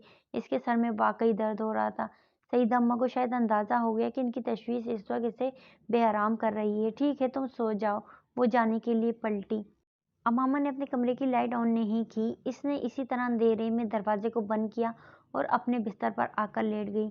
अपना कंबल खींचकर इसने सीधा लेटते हुए अपनी आंखों पर बाजू रख लिया। वो इस वक्त सिर्फ सोना चाहती थी। वो कुछ भी याद नहीं करना चाहती थी, न जलाल अंसर से होने वाली कुछ देर पहले की गुफ्तगू, नहीं कुछ और। वो रोना भी नहीं चाहती थी, वो अपने मुस्तकबिल के बारे में सोचना भी नहीं चाहती थी। इसकी ख्वाहिश पूरी हो गई थी। इसे नींद कैसे आ गई ये वो नहीं जानती थी, मगर वो बहुत गहरी नींद सोई थी। वो इससे 3 कदम आगे खड़ा था, इतना करीब कि वो हाथ बढ़ाती तो इसका कंधा छू लेती। वहां इन दोनों के अलावा और कोई नहीं था। वो इसके कंधे से ऊपर खाने काबा के खुलते हुए दरवाजे को देख रही थी। वो नूर के इस सैलाब को देख रही थी जिसने वहां मौजूद हर चीज को अपनी लपेट में लेना शुरू कर दिया था। वो खाने काबा के गिलाफ पर तहरीर आयात को बआसानी देख सकती थी। वो आसमान पर मौजूद सितारों की रोशनी को यकदम बढ़ते हुए महसूस कर सकती थी। इनमें से आगे खड़ा शख्स तलबिया पढ़ रहा था। वहां गूंजने वाली आवाज इसी की आवाज थी, खुश अलहान आवाज। इसने बेख्तियार अपने आप को इसके पीछे वही कलमात दोहराते पाया, इसी तरह जिस तरह वो पढ़ रहा था, मगर जेर लब। फिर वो अपनी आवाज इसकी आवाज में मिलाने लगी, इसकी तरह जेर लब। फिर इसकी आवाज बुलंद होने लगी। फिर इसको एहसास हुआ वो अपनी आवाज इसकी आवाज के साथ बुलंद नहीं कर पा रही थी। इसने कोशिश तर्क कर दी। वो इसकी आवाज में आवाज मिलाती रही। खाने काबा का दरवाज़ा खुल चुका था। इसने इस शख्स को आगे बढ़कर दरवाजे के पास जाकर खड़े होते देखा। इसने इसे हाथ आसमान की तरफ उठाते देखा। वो दुआ कर रहा था। वो इसे देखती रही। फिर इसने हाथ नीचे कर लिए। वो अब नीचे बैठकर ज़मीन पर सजदा कर रहा था। काबे के दरवाजे के सामने वो इसे देखती रही। अब वो खड़ा हो रहा था। वो पलटने वाला था। वो इसका चेहरा देखने चाहती थी। इसकी आवाज़ शनासा थी, मगर चेहरा चेहरा देखे बगैर वो अब मुड़ रहा था। वो एकदम हड़बड़ाकर उठ बैठी। कमरे में तारीकी थी। चंद लम्हों के लिए इसे लगा वो वहीं हो, खाने काबा में। फिर जैसे वो हकीकत में वापस आ गई। इसने उठकर कमरे की लाइट जला दी और फिर बेड पर आकर दोबारा बैठ गई। इसे ख्वाब पूरी जज़इयत समेत याद था, यूं जैसे इसने कोई फिल्म देखी हो, मगर इस आदमी का चेहरा वो इसे नहीं देख सकी थी। इसके मुड़ने से पहले इसकी आंख खुल गई थी। खुश अलहान आवाज जलाल अंसर के सिवा किसकी हो सकती थी, इसने सोचा। मगर वो शख्स दराज कद था। जलाल अंसर सांवला था। इस शख्स के एहराम में से निकले हुए कंधे और बाजुओं की रंगत सफ़ेद थी और इसकी आवाज़ वो शनासा थी। वो ये पहचान नहीं पा रही थी कि वो जलाल की आवाज़ थी या किसी और की। ख्वाब बहुत अजीब था, मगर इसके सर का दर्द गायब हो चुका था और वो हैरान कुन तौर पर पुरसुकून थी। इसने उठकर कमरे की लाइट ऑन की। वॉल क्लॉक 1 बजा रहा था। अमामा को याद आया वो रात को ईशा की नमाज पढ़े बगैर ही सो गई थी।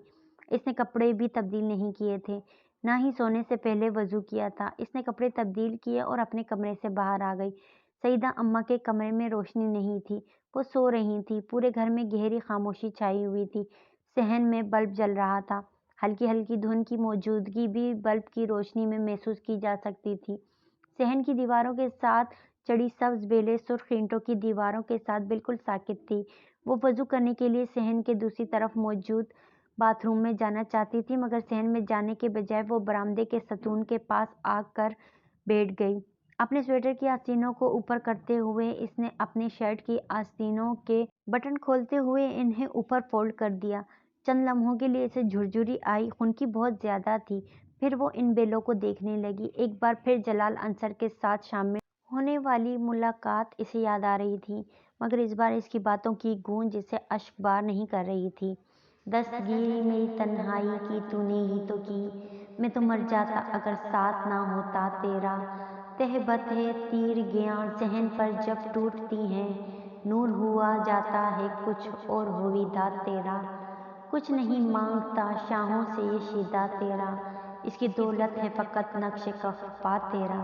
ایک افسردہ سی مسکراہٹ اس کے ہونٹوں پر نمودار ہوئی۔ گزرے ہوئے پچھلے 8 سالوں میں یہ آواز اور یہ الفاظ اس کے ذہن سے کبھی معدوم نہیں ہوئے تھے، اور پھر اسے کچھ دیر پہلے کے خواب میں سنائی دینے والی وہ دوسری آواز یاد آئی، لبیک اللہم لبیک، لبیک لا شریک لک لبیک، ان الحمد والنعمت لک والملک لا شریک لک۔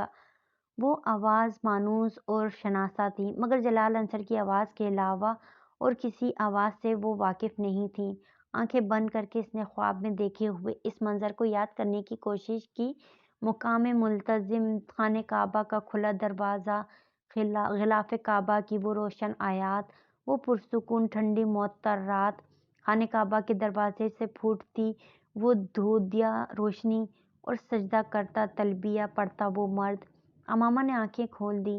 کچھ دیر تک وہ صحن میں اتری دھند میں نظریں جمائے اس آدمی کے بارے میں سوچتی رہی۔ اس آدمی کے برہنہ کندھے کی پشت پر ہلکے ہلکے بالوں کے زخم کا ایک مندمل شدہ نشان تھا۔ امامہ کو حیرت ہو رہی تھی۔ خواب کی اس طرح کی جزئیات اسے پہلے کبھی نہیں یاد رہی تھی۔ اس نے زندگی میں پہلی بار خانہ کعبہ کو خواب میں دیکھا تھا، اور وہاں بیٹھے اسے خواہش ہوئی تھی کہ کاش وہ کبھی اسی طرح مسجد نبی صلی اللہ علیہ وسلم میں روضہ رسول صلی اللہ علیہ وسلم کے سامنے کھڑی ہو، اسی طرح مسجد نبی صلی اللہ علیہ وسلم خالی ہو، وہاں صرف وہ ہو۔ وہ اندازہ نہیں کر سکی کہ وہ کتنی دیر وہاں اسی طرح بیٹھی رہی۔ وہ اپنی گرد و پیش میں تب لوٹی تھی جب سیدہ اماں تہجد پڑھنے کے لیے وضو کرنے کی خاطر باہر سین میں نکلی تھیں۔ امامہ کو وہاں اس وقت دیکھ کر وہ حیران ہوئی تھی۔ تمہارے سر کا درد کیسا ہے؟ اس کے پاس کھڑے ہو کر انہوں نے پوچھا۔ اب تو درد نہیں ہے۔ امامہ نے سر اٹھا کر انہیں دیکھا۔ رات کو کھانا کھائے بغیر ہی سو گئی تھیں؟ وہ اس کے پاس برآمدے کے ٹھنڈے فرش پر بیٹھتے ہوئے بولی۔ وہ خاموش رہی۔ سیدہ اماں ایک گرم اونی شال اوڑھے ہوئے تھیں۔ اماں نے ان کے کندھے پر اپنا چہرہ ٹکا دیا۔ اس کے چہرے کو گرم شال سے ایک عجیب سی آسودگی کا احساس ہوا۔ اب تم شادی کر لو آمنہ، سیدہ اماں نے اس سے کہا۔ وہ اسی طرح گرم شال میں اپنا چہرہ چھپائے رہی۔ سیدہ اماں پہلی بار یہ بات نہیں کر رہی تھیں۔ آپ کر دیں۔ وہ ہمیشہ ان کی اس بات پر خاموشی اختیار کر لیتی تھی۔ کیوں؟ وجہ وہ خود بھی نہیں جانتی تھی، لیکن آج پہلی بار وہ خاموش نہیں رہی تھیں۔ تم سچ کہہ رہی ہو؟ سیدہ اماں اس کی بات پر حیران ہوئی تھیں۔ میں سچ کہہ رہی ہوں۔ امامہ نے سر ان کے کندھے سے اٹھا لیا۔ تمہیں کوئی پسند ہے؟ سیدہ اماں نے اس سے پوچھا۔ وہ سر جھکائے صحن کے فرش کو دیکھ رہی تھی۔ کوئی مجھے پسند ہے؟ نہیں، مجھے کوئی بھی پسند نہیں۔ سیدہ اماں کو اس کی آواز بھرائی ہوئی لگی۔ اس سے پہلے کہ وہ اس سے کچھ کہتی، اس نے ایک بار پھر ان کی شال میں اپنا چہرہ چھپا لیا۔ تمہاری شادی ہو جائے تو میں بھی انگلینڈ چلی جاؤں گی، انہوں نے اس کے سر کو تھپتھپاتے ہوئے کہا، اور اس کے سر کو تھپتھپاتے ہوئے انہیں احساس ہوا کہ ان کی شال میں منہ چھپائے ہچکیوں سے رو رہی تھی۔ آمنہ، آمنہ کیا ہوا بیٹا؟ انہوں نے پریشان ہو کر اس کا چہرہ اٹھانے کی کوشش کی۔ وہ کامیاب نہیں ہوئی۔ وہ اسی طرح ان کے ساتھ لگ کر روتی رہی۔ اللہ کے لیے کچھ تو بتاؤ، کیوں رو رہی ہو؟ وہ دل گرفتہ ہو گئی۔ کچھ نہیں، بس ایسے ہی سر میں درد ہو رہا ہے۔ انہوں نے زبردستی اس کا گیلا چہرہ اوپر کیا تھا۔ وہ اب اپنے آستینوں سے چہرہ پوچھتے ہوئے کھڑی ہوئی۔ اس نے سیدہ اماں سے آنکھیں نہیں ملائی تھیں۔ سیدہ اماں ہکا بکا اسے باتھ روم کی طرف جاتے دیکھتی رہیں۔ سیدہ اماں اس کی شادی کی بات کرنے والی اکیلی نہیں تھی۔ اس کی تعلیم مکمل ہونے کے بعد ڈاکٹر سبت علی نے ایک بار پھر اسے شادی کا ذکر کیا تھا۔ وہ نہیں جانتی تھی تب اس نے کیوں انکار کر دیا تھا، یہ جاننے کے باوجود کہ وہ اب آزاد تھی۔ مجھے کچھ عرصہ جاب کر لینے دیں، اس کے بعد شادی کر لوں گی، اس نے ڈاکٹر سبت علی سے کہا تھا۔ شاید یہ پچھلے کئی سالوں سے ڈاکٹر سبت علی پر مالی طور پر ایک بوجھ بننے کا احساس تھا جس سے وہ نجات حاصل کرنا چاہتی تھی، یا پھر کہیں اس کے لاشعور میں یہی چیز تھی کہ ڈاکٹر سبت علی کو اس کی شادی پر ایک بار پھر اخراجات کرنے پڑیں گے، اور وہ یہ نہیں چاہتی تھی کہ وہ ان اخراجات کے لیے خود کچھ جمع کرنے کی کوشش کر لے۔ اس نے یہ بات ڈاکٹر سبت علی کو نہیں بتائی تھی، مگر اس نے ان سے جاب کی اجازت لے لی تھی۔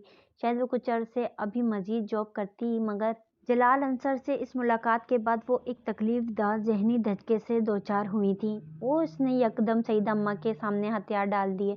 وہ نہیں جانتی تھی سیدہ اماں نے ڈاکٹر سبت علی سے اس بات کا ذکر کیا یا نہیں، مگر وہ خود ان دنوں مکمل طور پر اس کے لیے رشتے کی تلاش میں سرگرداں تھیں، اور اس کوشش کا نتیجہ فہد کی صورت میں نکلا تھا۔ فہد ایک کمپنی میں اچھے عہدے پر کام کر رہا تھا، اور اس کی شہرت بھی بہت اچھی تھی۔ فہد کے گھر والے اسے پہلے ہی بار دیکھ کر پسند کر گئے تھے، اور اس کے بعد سیدہ اماں نے ڈاکٹر سبت علی سے اس رشتے کی بات کی۔ डॉक्टर सब्तली को कुछ तामुल हुआ। शायद वो इसकी शादी अब भी अपने जानने वालों में करना चाहते थे, मगर सईदा अम्मा की फहाद और इसके घर वालों की बेपनाह तारीफों के बाद और फहाद और इसके घर वालों से खुद मिलने के बाद उन्होंने सईदा अम्मा की पसंद पर कोई इतराज़ नहीं किया था। अलबत्ता उन्होंने फहाद के बारे में बहुत छानबीन करवाई थी और फिर वो भी मुतमईन हो गए थे। फहाद के घर वाले 1 साल के अंदर शादी करना चाहते थे, लेकिन फिर अचानक उन्होंने चंद माह के अंदर शादी पर इसरार करना शुरू कर दिया। ये सिर्फ इत्तेफाक ही था कि डॉक्टर सब्तली इसी दौरान अपनी कुछ मसरूफियात की वजह से इंग्लैंड में थे जब फहाद के घर वालों के इसरार पर शादी की तारीख तय कर दी गई थी। सईदा अम्मा फ़ोन पर इनसे मशवरा करती रही थीं और डॉक्टर सब्तली ने इन्हें अपना इंतज़ार करने के लिए कहा था। वो फौरी तौर पर वहाँ नहीं आ सकते थे, अलबत्ता उन्होंने कुलसूम आंटी को वापस पाकिस्तान भिजवा दिया था। इसकी शादी की तैयारी कुलसूम आंटी और मरियम ने ही की थी, जो रावलपिंडी से कुछ हफ्तों के लिए अपने ससुराल लाहौर आ गई थी। डॉक्टर सब्तली ने इसकी शादी की तारीख तय हो जाने के बाद फ़ोन पर इससे तवील गुफ्तगू की थी। इनके तीनों बेटियों की शादी के इनके ख़ानदान में ही हुई थी और इनके ससुराल में से किसी ने भी जहेज़ नहीं लिया था, मगर डॉक्टर सब्तली ने तीनों बेटियों के जहेज़ के लिए मखसूस की जाने वाली रकम इन्हें तोहफ़तन दे दी थी। 8.5 साल पहले जब आप मेरे घर आई थीं और मैंने आपको अपनी बेटी कहा था, तो मैंने आपके लिए भी कुछ रकम रखी थी। वो रकम आपकी अमानत है, आप इसे वैसे ले लें या फिर मैं मरियम और कुलसूम से कह दूं कि वो आपके जहेज़ की तैयारी पर इसे खर्च करें। सईदा अम्मा की ख्वाहिश थी कि शादी इनके घर में हो, वरना मैं चाहता था कि ये शादी मेरे घर पर हो, आपके घर पर, उन्होंने इससे कहा था। मुझे इस बात पर बहुत रंज है कि मैं अपनी चौथी बेटी की शादी में शिरकत नहीं कर सकूंगा, मगर शायद इसमें ही कोई बेहतरी है। मैं फिर भी आखिरी वक्त तक कोशिश करूंगा कि किसी तरह शादी पर आ जाऊं। वो इनकी बातों के जवाब में बिल्कुल खामोश रही थी। इसने कुछ भी नहीं कहा था, ना ही ये इसरार किया था कि वो अपनी शादी पर अपनी रकम खर्च करेगी और न ही ये कि शादी इनकी रकम से नहीं करना चाहती। इस दिन इसका दिल चाहा कि इनका एक और एहसान लेने को। वो इस पर इतने एहसान कर चुके थे कि अब इसे इन एहसानों की आदत होने लगी थी। इसे सिर्फ इनसे एक गिला था, वो आखिर इसकी शादी में शिरकत क्यों नहीं कर रहे थे। फहद के घर वालों का इसरार था कि शादी सादगी से हो और इस पर किसी को भी एतराज़ नहीं हुआ था। अम्मा खुद भी शादी सादगी से करना चाहती थी, मगर वो ये नहीं जानती थी कि फहद के घर वालों का सादगी पर इसरार दरअसल कुछ और वजूहात की बिना पर था। इसका निकाह मेहंदी वाली शाम को होना था, मगर इस शाम को दोपहर के करीब फहद के घर वालों की तरफ से ये इत्तला दी गई थी कि निकाह अगले दिन यानी शादी वाले दिन ही होगा। तब तक इसे या सईदा अम्मा को कोई अंदाज़ा नहीं हुआ था कि फहद के घर में कोई मसला था। मेहंदी की वैसी भी कोई लंबी चौड़ी तकरीब नहीं थी, सिर्फ सईदा अम्मा के बहुत करीबी लोग थे या फिर नज़दीकी हमसाए। निकाह के तकरीब के लिए जिस खाने का एहतमाम किया गया था वो इन लोगों को सर्व कर दिया गया। शादी की तकरीब भी सादगी से घर पर ही होनी थी। 4 बजे बारात को आना था और 6 बजे रुखसती होनी थी, लेकिन बारात आने से 1 घंटा पहले फहद के घर वालों ने सईदा अम्मा को फहद की रूपोशी के बारे में इत्तला देते हुए इस रिश्ते से मुआज़रत कर ली। अम्मा को 4 बजे तक इस सारे मामले के बारे में कुछ पता नहीं था। फहद के घर से उर्सी लिबास पहले भिजवा दिया गया था और वो इसी वक्त लिबास पहने तकरीबन तैयार थी। जब मरियम इसके कमरे में चली आई, इसका चेहरा सुता हुआ था। इसने अम्मा को कपड़े तब्दील करने के लिए कहा। इसने अम्मा को फौरी तौर पर यह नहीं बताया कि फहद के घर वाले इनकार करके जा चुके थे। इसने अम्मा से सिर्फ यही कहा कि फहद के घर वालों ने शादी कैंसिल कर दी है, इसके घर में किसी करीबी अजीज का इंतकाल हो गया है, और वो ये बताकर बहुत अफरा तफरी में कमरे से निकल गई। अम्मा ने कपड़े तब्दील करने के लिए इस वक्त इसकी छठी हिस्स ने इसे इस परेशानी से आगाह करना शुरू कर दिया था। इसे मरियम की बात पर यकीन नहीं आया था। कपड़े तब्दील करके वो अपने कमरे से बाहर निकल आई और बाहर मौजूद लोगों के तासुरात ने इसके तमाम शुबहात की तस्दीक कर दी थी। वो सईदा अम्मा के कमरे में चली गई। वहाँ बहुत से लोग जमा थे। कुलसूम आंटी, मेमूना, नूरुलैन आपा, हमसाए में रहने वाली चंद औरतें, मरियम और सईदा अम्मा। मरियम सईदा अम्मा को पानी पिला रही थी। वो बहुत निढाल नजर आ रही थी। एक लम्हे के लिए इसके दिल की धड़कन रुकी। इन्हें क्या हुआ था? इसके अंदर दाखिल होते ही सबकी नजरें इस पर पड़ी। मेमूना आपा इसकी तरफ तेजी से बढ़ी। आमना, तुम बाहर जाओ। उन्होंने इसे साथ ले जाने की कोशिश की। अम्मा को क्या हुआ है? वो इनकी तरफ बढ़ गई। कुलसूम आंटी ने कमरे में मौजूद लोगों को बाहर निकालना शुरू कर दिया। वो सईदा अम्मा के पास आकर बैठ गई। इन्हें क्या हुआ है? इसने बेताबी से मरियम से पूछा। इसने जवाब नहीं दिया। सईदा अम्मा का चेहरा आंसुओं से भीगा हुआ था। वो अमामा को देख रही थी, मगर इसे यूं लगा जैसे वो इस वक्त इसे देख नहीं पा रही। गिलास हाथ से हटाते हुए उन्होंने इसे साथ लगाकर रोना शुरू कर दिया। कमरा खाली हो चुका था, सिर्फ डॉक्टर सब्त अली की फैमिली वहां थी। क्या हुआ है अम्मा, मुझे बताएं, अमामा ने नरमी से खुद से अलग करते हुए कहा। फहाद ने अपने घर वालों को बताए बगैर घर से जाकर किसी और से शादी कर ली है, मरियम ने मध्यम आवाज में कहा। वो लोग कुछ देर पहले मुआवजत करने आए थे, वो लोग ये रिश्ता ख़त्म कर गए हैं। चंद मिनट तक वो बिल्कुल साकित रही थी, खून की गर्दिश, दिल की धड़कन, चलती हुई सांस, चंद सेकंड सब कुछ जैसे रुक गया था। क्या मेरे साथ ये भी होना था, इसने बेख्तियार सोचा। कोई बात नहीं अम्मा, आप क्यों रो रही हैं, इसने बड़ी सहूलत से सईदा अम्मा के आंसू साफ किए। सब कुछ एक बार फिर बहाल हो गया था, सिवाय इसकी रंगत के वो फर्क था। आप परेशान ना हो, सईदा अम्मा को इसकी बातों पर और रोना आया। ये सब मेरी वजह से हुआ है, मैं, अमामा ने इन्हें बात मुकम्मल करने नहीं दी। अम्मा छोड़े ना, कोई बात नहीं, आप परेशान ना हो, आप लेट जाएं, कुछ देर आराम कर लें। वो इन्हें पुरसुकून करने की कोशिश कर रही थी। मैं तुम्हारे दिल की हालत को समझती हूँ, मैं तुम्हारे गम को जानती हूँ आमना, मेरी बच्ची, मुझे माफ़ कर दो, ये सब मेरी वजह से हुआ है। इन्हें तसल्ली नहीं हो पा रही थी। मुझे कोई गम नहीं है अम्मा, कोई तकलीफ नहीं है, मैं बिल्कुल ठीक हूँ, इसने मुस्कुराते हुए सईदा अम्मा से कहा। सईदा अम्मा यकदम रोते हुए उठकर बाहर निकल गईं। अमामा किसी से कोई बात कहे बगैर एक बार फिर अपने कमरे में चली आई। इसके बेड पर तमाम चीज़ें इसी तरह पड़ी हुई थी। इसने इन्हें समेटना शुरू कर दिया। इसकी जगह कोई और लड़की होती तो इस वक्त वहाँ बैठी रो रही होती, मगर वो गैर मामूली तौर पर पुरसुकून थी। अगर मैं जलाल के ना मिलने पर सब्र कर सकती हूँ तो ये तो फिर एक ऐसा शख्स था जिसके साथ मेरी कोई जज्बाती वाबस्तगी नहीं थी। इसने अपनी उरूसी लिबास को तय करते हुए सोचा। ज़्यादा से ज़्यादा क्या होगा, यहाँ भी लोगों के सामने नज़रें चुराकर और सर झुकाकर चलना पड़ेगा, कुछ बातें और बेइज्जती बर्दाश्त करनी पड़ेगी, तो फिर क्या हुआ, इसमें मेरे लिए क्या नया है। मरियम कमरे में दाखिल हुई और इसके साथ चीज़ें समेटने लगी। अब्बू को फ़ोन कर दिया है, इसने अमामा को बताया। वो पहली बार कुछ झंझलाए। क्यों खामख्वाह तुम लोग इन्हें तंग कर रहे हो, इन्हें वहाँ सुकून से रहने दो, इतना बड़ा हादसा हो गया है और तुम, इसने मरियम की बात काट दी। मरियम, मेरी ज़िंदगी में इससे बड़े हादसे हो चुके हैं, ये क्या मायने रखता है, मुझे तकलीफ सहने की आदत हो चुकी है। तुम सईदा अम्मा को तसल्ली दो, मुझे कुछ नहीं हुआ, मैं बिल्कुल ठीक हूँ, और अब्बू को भी खामखा तंग ना करो, वो वहाँ परेशान होंगे। मरियम को चीज़ें समेटते हुए वो अब नॉर्मल लगी। इससे पहले वो कुछ और कहती, कुलसूम आंटी सईदा अम्मा के साथ यकदम अंदर आ गई। अमामा को इन दोनों के चेहरे बहुत अजीब लगे। कुछ देर पहले के बरक्स वो दोनों बेहद खुश नजर आ रही थी। इसके किसी सवाल से पहले कुलसूम आंटी ने इसे सलार के बारे में बताना शुरू कर दिया। वो दम बखुद इनकी बातें सुन रही थी। अगर तुम्हें एतराज़ ना हो तो तुम्हारा निकाह इससे कर दिया जाए, आंटी ने इससे पूछा। सब तेली से बहुत अच्छी तरह जानते थे, वो बहुत अच्छा लड़का है। वो इसे तसल्ली देने की कोशिश कर रही थी।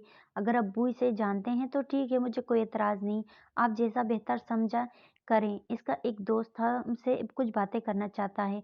वो इस मुतालबे पर कुछ हैरान हुई थी, मगर इसने फुरकान से मिलने से इनकार नहीं किया। मेरे दोस्त ने 8-9 साल पहले एक लड़की से निकाह किया था, अपनी पसंद से। वो चुपचाप फुरकान को देखती रही। वो आपसे शादी पर तैयार है, मगर वो इस लड़की को तलाक देना नहीं चाहता। कुछ वजूहात की बिना पर वो लड़की इसके साथ नहीं रही, लेकिन वो अब भी इसे अपने घर में रखना चाहता है। इसने मुझसे कहा है कि वो मैं आपको ये सब बता दूं ताकि आपको इस पर कोई इतराज़ ना हो, तो इस बात को यहीं ख़त्म कर दें। लेकिन मैं आपसे ये बात कहना चाहता हूँ कि शायद वो लड़की इसे कभी भी ना। 8-9 साल से इसका मेरे दोस्त के साथ कोई राब्ता नहीं है। ये एक मुहिम सी उम्मीद है जिस पर वो इसका इंतज़ार कर रहा है। डॉक्टर सब्त अली साहब आपको अपनी बेटी समझते हैं और इस हवाले से आप मेरी बहन की तरह हैं। इस वक्त इस सूरत हाल से निकलने के लिए यही बेहतर है कि आप इससे शादी कर लें। वो लड़की इसे कभी भी नहीं मिलेगी, क्योंकि ना वो इसे पसंद करती थी, ना ही आज तक इसने इससे कोई राब्ता करने की कोशिश की है, और फिर इतना लंबा अरसा गुजर चुका है। वो इसका चेहरा देखती रही। दूसरी बीवी? तो अमामा हाशिम, ये है तुम्हारी वो तकदीर जो अब तक तुमसे पोशीदा थी, इसने सोचा। अगर डॉक्टर सब्त अली शख्स के बारे में ये सब कुछ जानते हुए भी इसको मेरे लिए मुंतखब कर रहे हैं, तो हो सकता है मेरे लिए यही बेहतर हो। मैं जलाल की भी तो दूसरी बीवी बनने के लिए तैयार थी, इससे मोहब्बत करने के बावजूद, और इस शख्स की बीवी बनने पर मुझे क्या एतराज़ होगा जिससे मुझे मोहब्बत भी नहीं है। इसे एक बार फिर जलाल याद आया। मुझे कोई एतराज़ नहीं है, इनकी बीवी जब भी आए वो इसे रख सकते हैं, मैं बड़ी खुशी से इनको ये इजाज़त देती हूँ। مدھم آواز میں کسی ملال کے بغیر اس نے فرقان سے کہا۔ 15 منٹ بعد اسے پہلا شوق کس وقت لگا تھا جب نکاحواں نے اس کے سامنے سالار سکندر کا نام لیا تھا۔ سالار سکندر ولد سکندر عثمان۔ اسے نکاحواں کے منہ سے نکلنے والے لفظوں سے جیسے کرنٹ لگا تھا۔ وہ نام ایسا نہیں تھا جو ہر شخص کے ہوتے ہیں، سالار سکندر، سکندر عثمان، اور پھر اس ترتیب میں۔ کیا یہ شخص زندہ ہے؟ اس کے سر پر جیسے آسمان آ گرا تھا۔ اس کے چہرے پر چادر کا گھونگھٹ نہ ہوتا تو اس وقت اس کے چہرے کے تاثرات نے سب کو پریشان کر دیا ہوتا۔ نکاحواں اپنے کلمات دوبارہ دہرا رہا تھا۔ امامہ کا ذہن معاف اور دل ڈوب رہا تھا کہ اگر یہ شخص زندہ تھا تو میں تو اب تک اس کے نکاح میں ہوں۔ میرے خدا، یہ سب کیا ہو رہا ہے؟ ڈاکٹر سبت علی اسے کیسے جانتے ہیں؟ اس کے ذہن میں ایک فشار برپا تھا۔ آمنہ بیٹا، ہاں کہو۔ سیدہ اماں نے اس کے کندھے پر اپنا ہاتھ رکھا۔ سالار سکندر جیسے شخص کے لیے ہاں؟ اس کا دل کسی نے اپنی مٹھی میں لے کر بھینچا۔ وہ ہاں کے علاوہ اس وقت کچھ اور نہیں کہہ سکتی تھی۔ خوف اور شوق کے عالم میں اس نے کاغذات پر دستخط کیے تھے۔ کاش کوئی معجزہ ہو، یہ وہ سالار سکندر نہ ہو، یہ سب ایک اتفاق ہو۔ اس نے اللہ سے دعا کی تھی۔ ان سب لوگوں کے کمرے سے جانے کے بعد مریم نے اس کے چہرے سے چادر ہٹا دی۔ اس کے چہرے کا رنگ بالکل سفید ہو چکا تھا۔ کیا ہوا؟ مریم کی تشویش میں اضافہ ہو گیا۔ وہ سمجھ نہیں سکی وہ اس سے کیا کہہ رہی تھی۔ اس کا ذہن کہیں اور تھا۔ مریم، جسٹ ڈو می فیور۔ اس نے مریم کا ہاتھ پکڑ لیا۔ میں نے نکاح کر لیا ہے مگر میں آج رخصتی نہیں چاہتی۔ تم سیدہ اماں سے کہو میں ابھی رخصتی نہیں چاہتی۔ اس کے لہجے میں کچھ نہ کچھ ایسا ضرور تھا کہ مریم اٹھ کر باہر نکل گئی اور وہ بہت جلد ہی واپس آ گئی۔ امامہ رخصتی نہیں ہو رہی، سالار بھی رخصتی نہیں چاہتا۔ امامہ کے ہاتھوں کی کپکپاہٹ کچھ کم ہوئی۔ ابو کا فون آنے والا ہے تمہارے لیے، وہ تم سے کچھ بات کرنا چاہتے ہیں۔ اس نے امامہ کو مزید اطلاع دی۔ وہ فون سننے کے لیے دوسرے کمرے میں آ گئی۔ انہوں نے کچھ دیر بعد اسے فون کیا تھا۔ وہ اسے مبارکباد دے رہے تھے۔ امامہ کا دل رونے کا چاہا۔ سالار بہت اچھا انسان ہے، وہ کہہ رہے تھے۔ میری خواہش تھی کہ آپ کی شادی اسی سے ہو، مگر چونکہ آپا سعیدہ آپ کے پاس رہ رہی تھیں اس لیے میں نے ان کی خواہش اور انتخاب کو مقدم جانا۔ وہ سانس لینے تک کے قابل نہیں رہی تھی۔ مجھے یہ علم نہیں تھا کہ سالار نے اس سے پہلے کبھی شادی کی تھی، مگر تھوڑی دیر پہلے فرقان نے مجھے اس کے بارے میں بتایا ہے۔ وہ صرف ضرورتاً گایا جانے والا کوئی نکاح تھا۔ فرقان نے مجھے تفصیل نہیں بتائی اور میں سمجھتا ہوں اس کی ضرورت بھی نہیں ہے۔ میرے جاننے والوں میں سالار سے اچھا کوئی شخص ہوتا تو اس کے نکاح کے بارے میں جان لینے کے بعد میں آپ کی شادی سالار سے کرنے کے بجائے کہیں اور کر دیتا، لیکن میرے ذہن میں سالار کے علاوہ اور کوئی آیا ہی نہیں۔ آپ خاموش کیوں ہیں آمنہ؟ انہیں بات کرتے کرتے اس کا خیال آیا، ابو آپ واپس کب آئیں گے؟ میں ایک ہفتے تک آ رہا ہوں، ڈاکٹر سبت علی نے کہا۔ مجھے آپ سے بہت ساری باتیں کرنی ہیں، مجھے آپ کو بہت کچھ بتانا ہے۔ آپ خوش نہیں ہیں؟ ڈاکٹر سبت علی کو اس کے لہجے نے پریشان کیا۔ آپ پاکستان آ جائیں پھر میں آپ سے بات کروں گی، اس نے حتمی لہجے میں کہا۔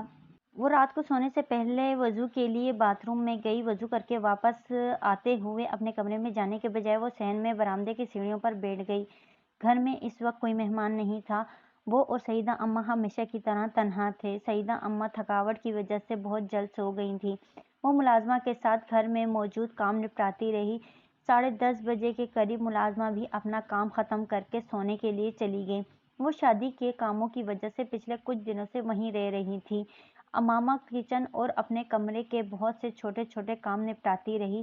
وہ جس وقت ان سب کاموں سے فارغ ہوئی اس وقت رات کے 12:30 بج رہے تھے۔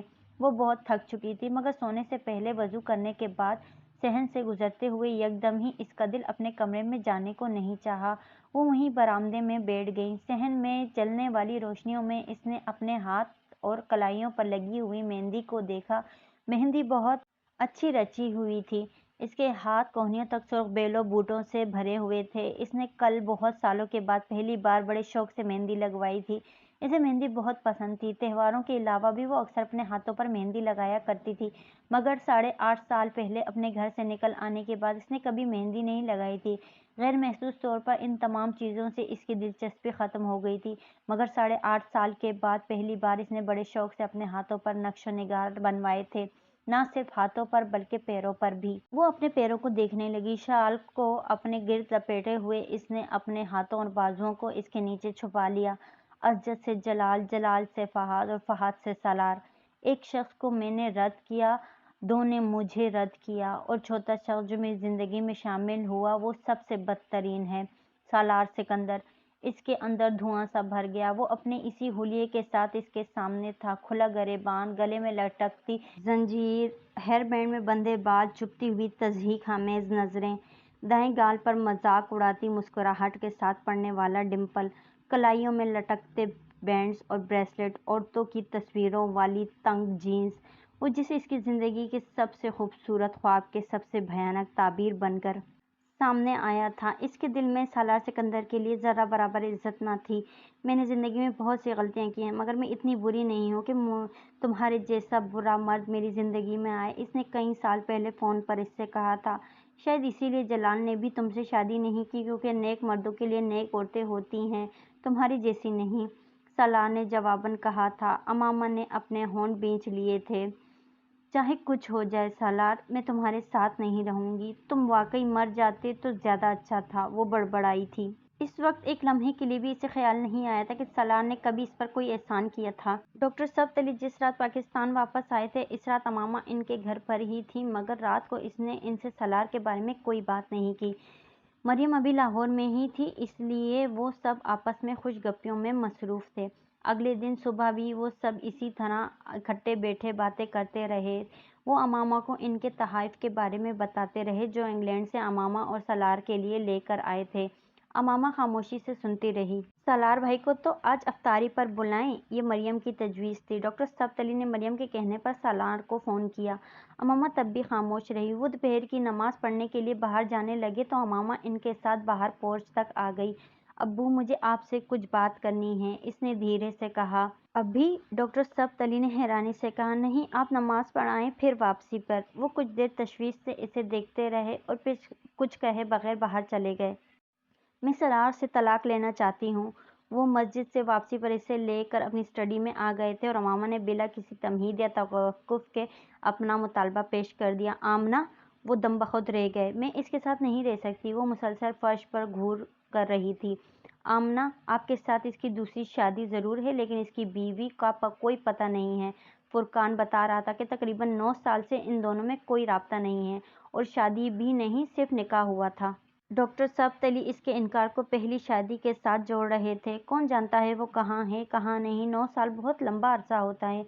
मैं इसकी पहली बीवी को जानती हूँ, इसने इसी तरह सर झुकाए हुए कहा। आप? डॉक्टर सब्त अली को यकीन नहीं आया। वो मैं हूँ। इसने पहली बार सर उठाकर इन्हें देखा। वो बोलने के काबिल नहीं रहे थे। आपको याद है 9 साल पहले मैं एक लड़के के साथ इस्लामाबाद से लाहौर आई थी, जिसके बारे में आपने मुझे बाद में बताया था कि मेरी फैमिली ने इसके खिलाफ FIR दर्ज करवाई थी। सालार सिकंदर। डॉक्टर सब्त अली ने बेख्तियार इसकी बात काटी। ये वही सालार सिकंदर हैं। अमामा ने अज़बात में सर हिलाया। वो जैसे शौक में थे। सालार सिकंदर से इनके फुरकान के तवस्सुस से पहली मुलाकात अमामा के घर से चले आने के 4 साल बाद हुई थी। उनके जहन में कभी ये नहीं आया था कि इस सालार का अमामा से कोई ताल्लुक हो सकता था। 4 साल पहले सुने जाने वाले एक नाम को वो 4 साल बाद मिलने वाले एक दूसरे शख्स के साथ नथी नहीं कर सकते थे, और कर भी देते अगर वो 4 साल पहले वाले सालार से ही मिलते। मगर वो जिस शख्स से मिले थे वो हाफिज़ कुरान था। इसके अंदाज, अतवार और गुफ्तार में कहीं इस ज़हनी मर्ज़ का अक्स नहीं नज़र आया था जिसका हवाला इन्हें अमामा ने कई बार दिया था। इनका धोखा खा जाना एक फितरी मर्ज था, या फिर ये सब इसी तरह से तय किया गया था। और आपने 9 साल पहले इससे शादी की थी। वो अभी भी बेयकीनी का शिकार थे। सिर्फ ने कहा, इसने मध्यम आवाज़ में कहा, और फिर इसने इन्हें सब कुछ बता दिया। डॉक्टर सब्त अली बहुत देर खामोश रहे थे। फिर उन्होंने एक गहरा सांस लेते हुए कहा, आपको मुझ पर एतबार करना चाहिए था आमना, मैं आपकी मदद कर सकता था। अमामा की आंखों में आंसू आ गए। आप ठीक कहते हैं, मुझे आप पर एतबार कर लेना चाहिए था, मगर इस वक्त मेरे लिए ये बहुत मुश्किल था। आपको अंदाज़ा ही नहीं है कि मैं इस वक्त किस ज़हनी कैफियत से गुजर रही थी, या फिर शायद मेरी किस्मत में ये आजमाइश भी लिखी थी। इसे आना ही था। वो बात करते करते रुकी। फिर इसने नम आंखों के साथ सर उठाकर डॉक्टर सब्त अली को देखा और मुस्कुराने की कोशिश की। लेकिन अब तो सब कुछ ठीक हो जाएगा। अब तो आप तलाक लेने में मेरी मदद कर सकते हैं। नहीं, मैं अब इससे तलाक की कोई मदद नहीं कर सकता आमना। मैंने इससे आपकी शादी करवाई है, उन्होंने जैसे इसे याद दिलाया। इसी लिए तो मैं आपसे कह रही हूँ, आप इससे मुझे तलाक दिलवा दें। लेकिन क्यों? मैं क्यों इससे आपको तलाक दिलवा दूँ? क्योंकि क्योंकि वो एक अच्छा आदमी नहीं है, क्योंकि मैंने अपनी ज़िंदगी में सलार जैसे आदमी के साथ गुज़ारने का नहीं सोचा। हम 2 मुख़्तलिफ़ दुनियाओं के लोग हैं। वो बेहद दिलबर्दाश्ता हो रही थी। मैंने कभी अल्लाह से शिकायत नहीं की अब्बू, मैंने कभी अल्लाह से शिकायत नहीं की, मगर इस बार मुझे अल्लाह से बहुत शिकायत है। वो गुलूगीर लहजे में बोली, मैं इतनी मोहब्बत करती हूँ अल्लाह से, और देखें अल्लाह ने मेरे साथ क्या किया, मेरे लिए दुनिया के सबसे बुरे आदमी को चुना।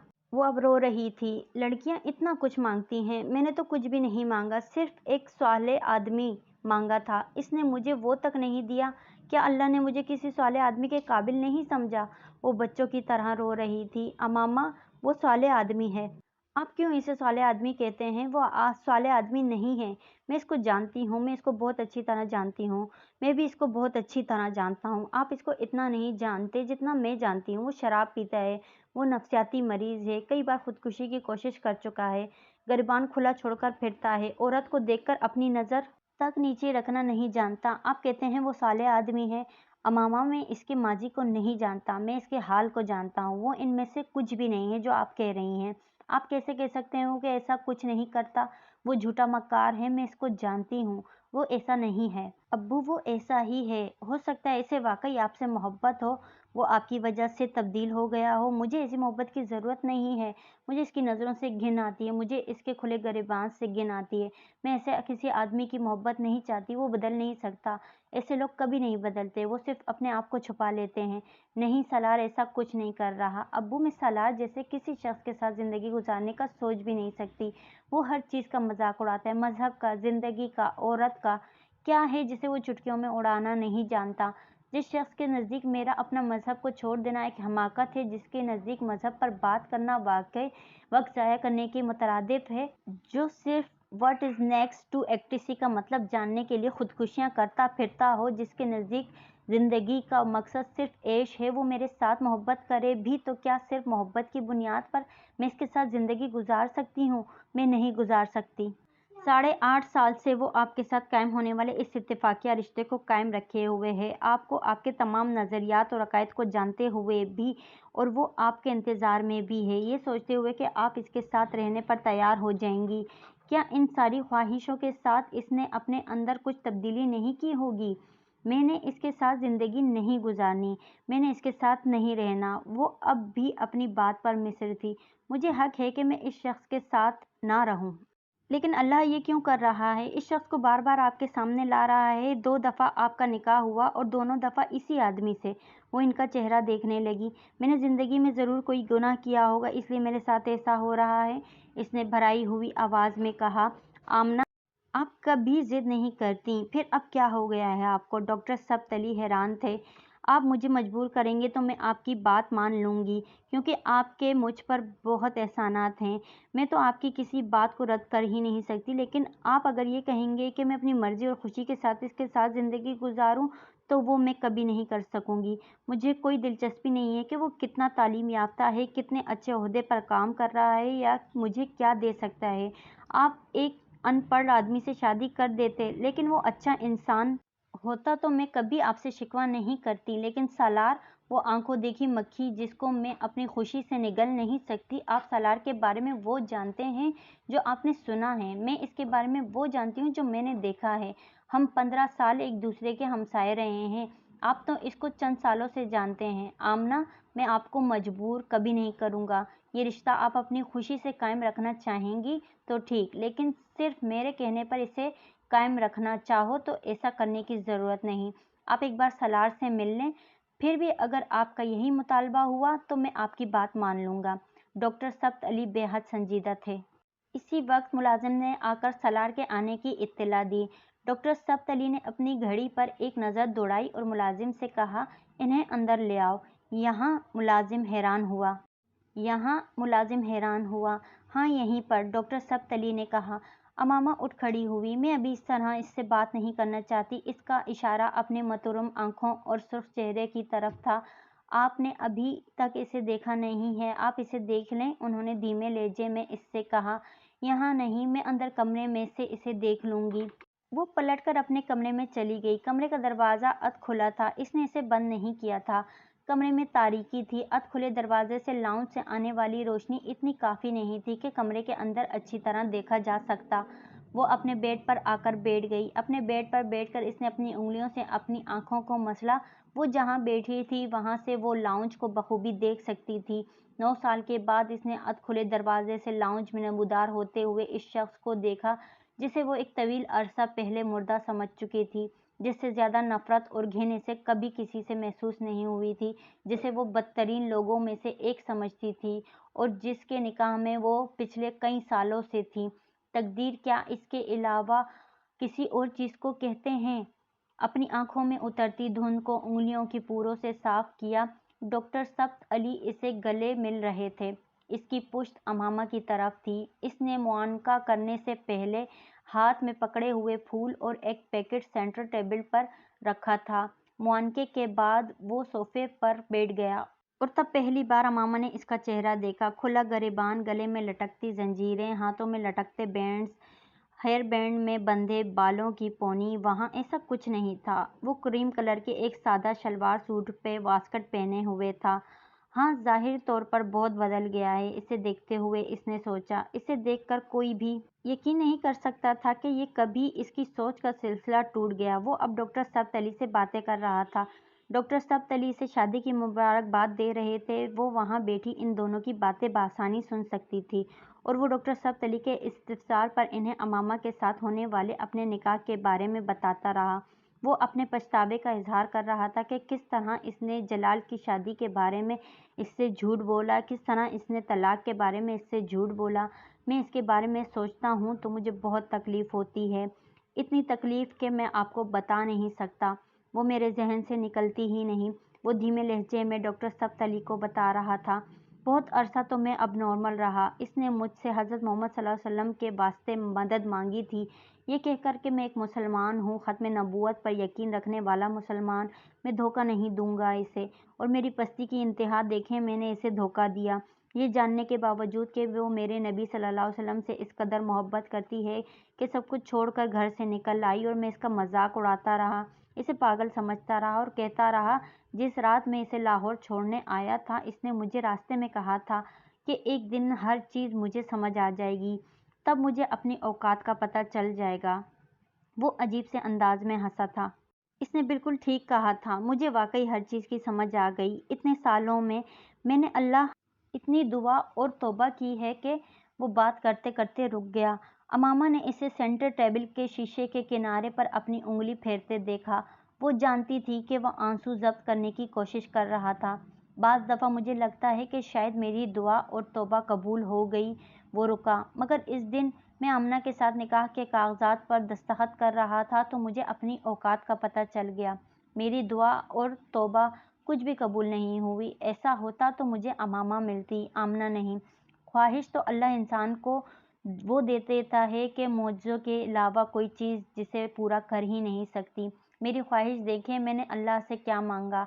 एक ऐसी लड़की जिसे किसी और से मोहब्बत है, जो मुझे असफलुल साफिलीन समझती है, जिसे मैं 9 साल से ढूंढ रहा हूँ मगर इसका कुछ पता नहीं है। और मैं ख्वाहिश लिए फिर रहा हूँ इसके साथ अपनी ज़िंदगी गुजारने की, यूँ जैसे वो मिल ही जाएगी, यूँ जैसे वो मिल गई तो मेरे साथ रहने को तैयार हो जाएगी, यूँ जैसे वो जलाल अंसर को भुला चुकी होगी। वलियों जितनी और वलियों जैसी इबादत करता तो शायद अल्लाह मेरे लिए ये मौज़े कर देता, पर मेरे जैसे आदमी के लिए मेरी बात तो यह है कि लोग खाने काबा के दरवाजे पर खड़े होकर बख्शिश मांगते हैं, मैं वहाँ खड़ा होकर भी इसे ही मांगता रहा। शायद अल्लाह को यही बुरा लगा हो। अमामा के जिस्म से एक करंट गुजरा था, एक झुमाके की तरह वो ख्वाब इसे याद आया था। मेरे अल्लाह, इसने अपने दोनों हाथ होंठों पर रख लिए थे। वो बेयकीनी से सालार को देख रही थी। वो ख्वाब में इस शख्स का चेहरा नहीं देख सकी थी। क्या वो ये शख्स था, ये जो मेरे सामने बैठा है, ये आदमी? इसने ख्वाब में इस आदमी को जलाल समझा था, मगर इसे याद आया जलाल दराज कद नहीं था, वो आदमी दराज कद था। सालार सिकंदर दराज कद था। इसके हाथ कांपने लगे थे। जलाल की रंगत गंदुमी थी, इस आदमी की रंगत साफ थी, सालार की रंगत साफ थी। इसने ख्वाब में इस आदमी के कंधे पर एक तीसरी चीज़ भी देखी थी। वो तीसरी चीज़ اس نے کانپتے ہاتھوں سے اپنے چہرے کو مکمل طور پر ڈھانپ لیا۔ وہ معجزوں کے نہ ہونے کی باتیں کر رہا تھا اور اندر ڈاکٹر ثبت علی خاموش تھے۔ وہ کیوں خاموش تھے یہ صرف وہ اور امامہ جانتے تھے، سالار سکندر نہیں۔ امامہ نے اپنی آنکھیں رگڑیں اور چہرے سے ہاتھ ہٹا دیے۔ اس نے ایک بار پھر بہتے ہوئے آنسوؤں کے ساتھ اس شخص کو دیکھا۔ نہ وہ ولی تھا نہ درویش، صرف سچے دل سے توبہ کرنے والا شخص تھا۔ اسے دیکھتے ہوئے اسے پہلی بار احساس ہوا کہ جلال اور اس کے درمیان کیا چیز آ کر کھڑی ہو گئی تھی جس نے اتنے سالوں میں جلال کے لیے اس کی ایک دعا قبول نہیں ہونے دی۔ کون سی چیز آخری وقت میں فہد کی جگہ اس کو لے آئی تھی؟ اس شخص میں کوئی نہ کوئی بات تو ایسی ہوگی کہ اس کی دعائیں قبول ہوئیں، میری نہیں۔ ہر بار مجھے پلٹا کر اسی کی طرف بھیجا گیا۔ اس نے نم آنکھوں کے ساتھ اسے دیکھتے سوچا، اس نے ڈاکٹر ثبت علی کو اسے صالح آدمی کہتے سنا۔ وہ جانتی تھی وہ یہ بات کس لیے کہہ رہے تھے۔ وہ سالار کو نہیں بتا رہے تھے، وہ امامہ کو بتا رہے تھے۔ وہ اسے صالح قرار نہ بھی دیتے تب بھی وہ اسے صالح ماننے پر مجبور تھی۔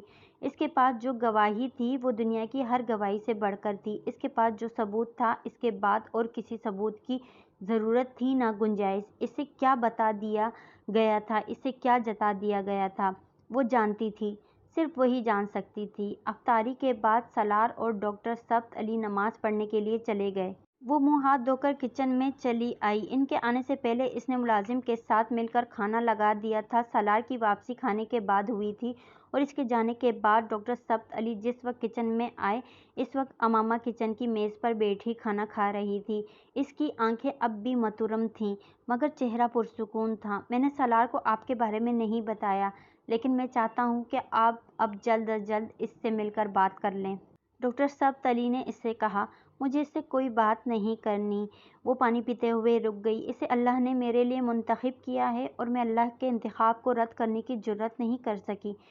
اس نے کہا کہ وہ توبہ کر چکا ہے اور وہ نہ بھی کرتا ویسے ہی ہوتا جیسا پہلے تھا تب بھی میں اس کے پاس چلی جاتی۔ وہ اب دوبارہ پانی پی رہی تھی۔ آپ اس سے کہیں مجھے لے جائے۔ سالار جس وقت مغرب کی نماز پڑھ کر آیا تب تک امامہ فرقان کی بیوی کے ساتھ کھانے کی میز پر کھانا لگا چکی تھی۔ فرقان اور سالار کی عدم موجودگی میں اس بار آمنہ اصرار کر کے اس کے ساتھ کام کرنے لگی۔ سالار کے آنے پر وہ اپنے فلیٹ جانے کے لیے تیار ہو گئی۔ سالار اور امامہ نے اسے روکنے کی کوشش کی تھی۔ نہیں، مجھے بچوں کے ساتھ کھانا کھانا ہے، وہ بیچارے انتظار کر رہے ہوں گے۔ آپ انہیں بھی یہیں بلوا لیں، سالار نے کہا۔ نہیں بھائی، میں اس قسم کی فضول حرکت نہیں کر سکتی۔ امامہ تو پھر تمہیں پتہ ہے یہاں سے جانے کا نام ہی نہیں لے گی۔ نوشین نے اپنی بیٹی کا نام لیا۔ سالار بڑا پیار کرتا ہے امامہ کے ساتھ، فرقان کی بیوی نے امامہ سے کہا۔ ایک لمحے کے لیے سالار اور امامہ کی نظریں ملیں، پھر سالار برق رفتاری سے مڑ کر ٹیبل پر پڑے گلاس میں جگ سے پانی انڈیلنے لگا۔ نوشین نے حیرانی سے امامہ کے سرخ ہوتے ہوئے چہرے کو دیکھا مگر وہ سمجھ نہیں پائیں۔ تم لوگ کھانا کھاؤ، سحری بھی میں ملازم کے ہاتھ بھجوا دوں گی، تم لوگ کچھ تیار مت کرنا۔ ان کے جانے کے بعد سالار دروازہ بند کر کے واپس آ گیا۔ امامہ کو مخاطب کیے بغیر وہ کرسی کھینچ کر بیٹھ گیا لیکن اس نے کھانا شروع نہیں کیا۔ امامہ چند لمحے کھڑی کچھ سوچتی رہی پھر خود بھی ایک کرسی کھینچ کر بیٹھ گئی۔ اس کے بیٹھ جانے کے بعد سالار نے اپنے سامنے پڑے پلیٹ میں چاول نکالنا شروع کیے۔ کچھ چاول نکال لینے کے بعد اس نے دائیں ہاتھ سے چاولوں کا ایک چمچہ منہ میں ڈالا۔ چند لمحوں کے لیے امامہ کی نظر اس کے دائیں ہاتھ سے ہوتے ہوئے اس کے چہرے پر گئی۔ سالار اس کی طرف متوجہ نہیں تھا مگر وہ جانتا تھا کہ وہ کیا دیکھ رہی تھی۔ کھانا بہت خاموشی سے کھایا گیا۔ امامہ کو اس کی خاموشی اب بری طرح چبھنے لگی تھی۔ آخر وہ اس سے بات کیوں نہیں کر رہا تھا؟ کیا مجھے دیکھ کر اتنا شوق لگا ہے اسے یا پھر اسے اپنی بھوک غائب ہوتی محسوس ہوئی؟ اسے اپنی پلیٹ میں موجود کھانا ختم کرنا مشکل لگنے لگا۔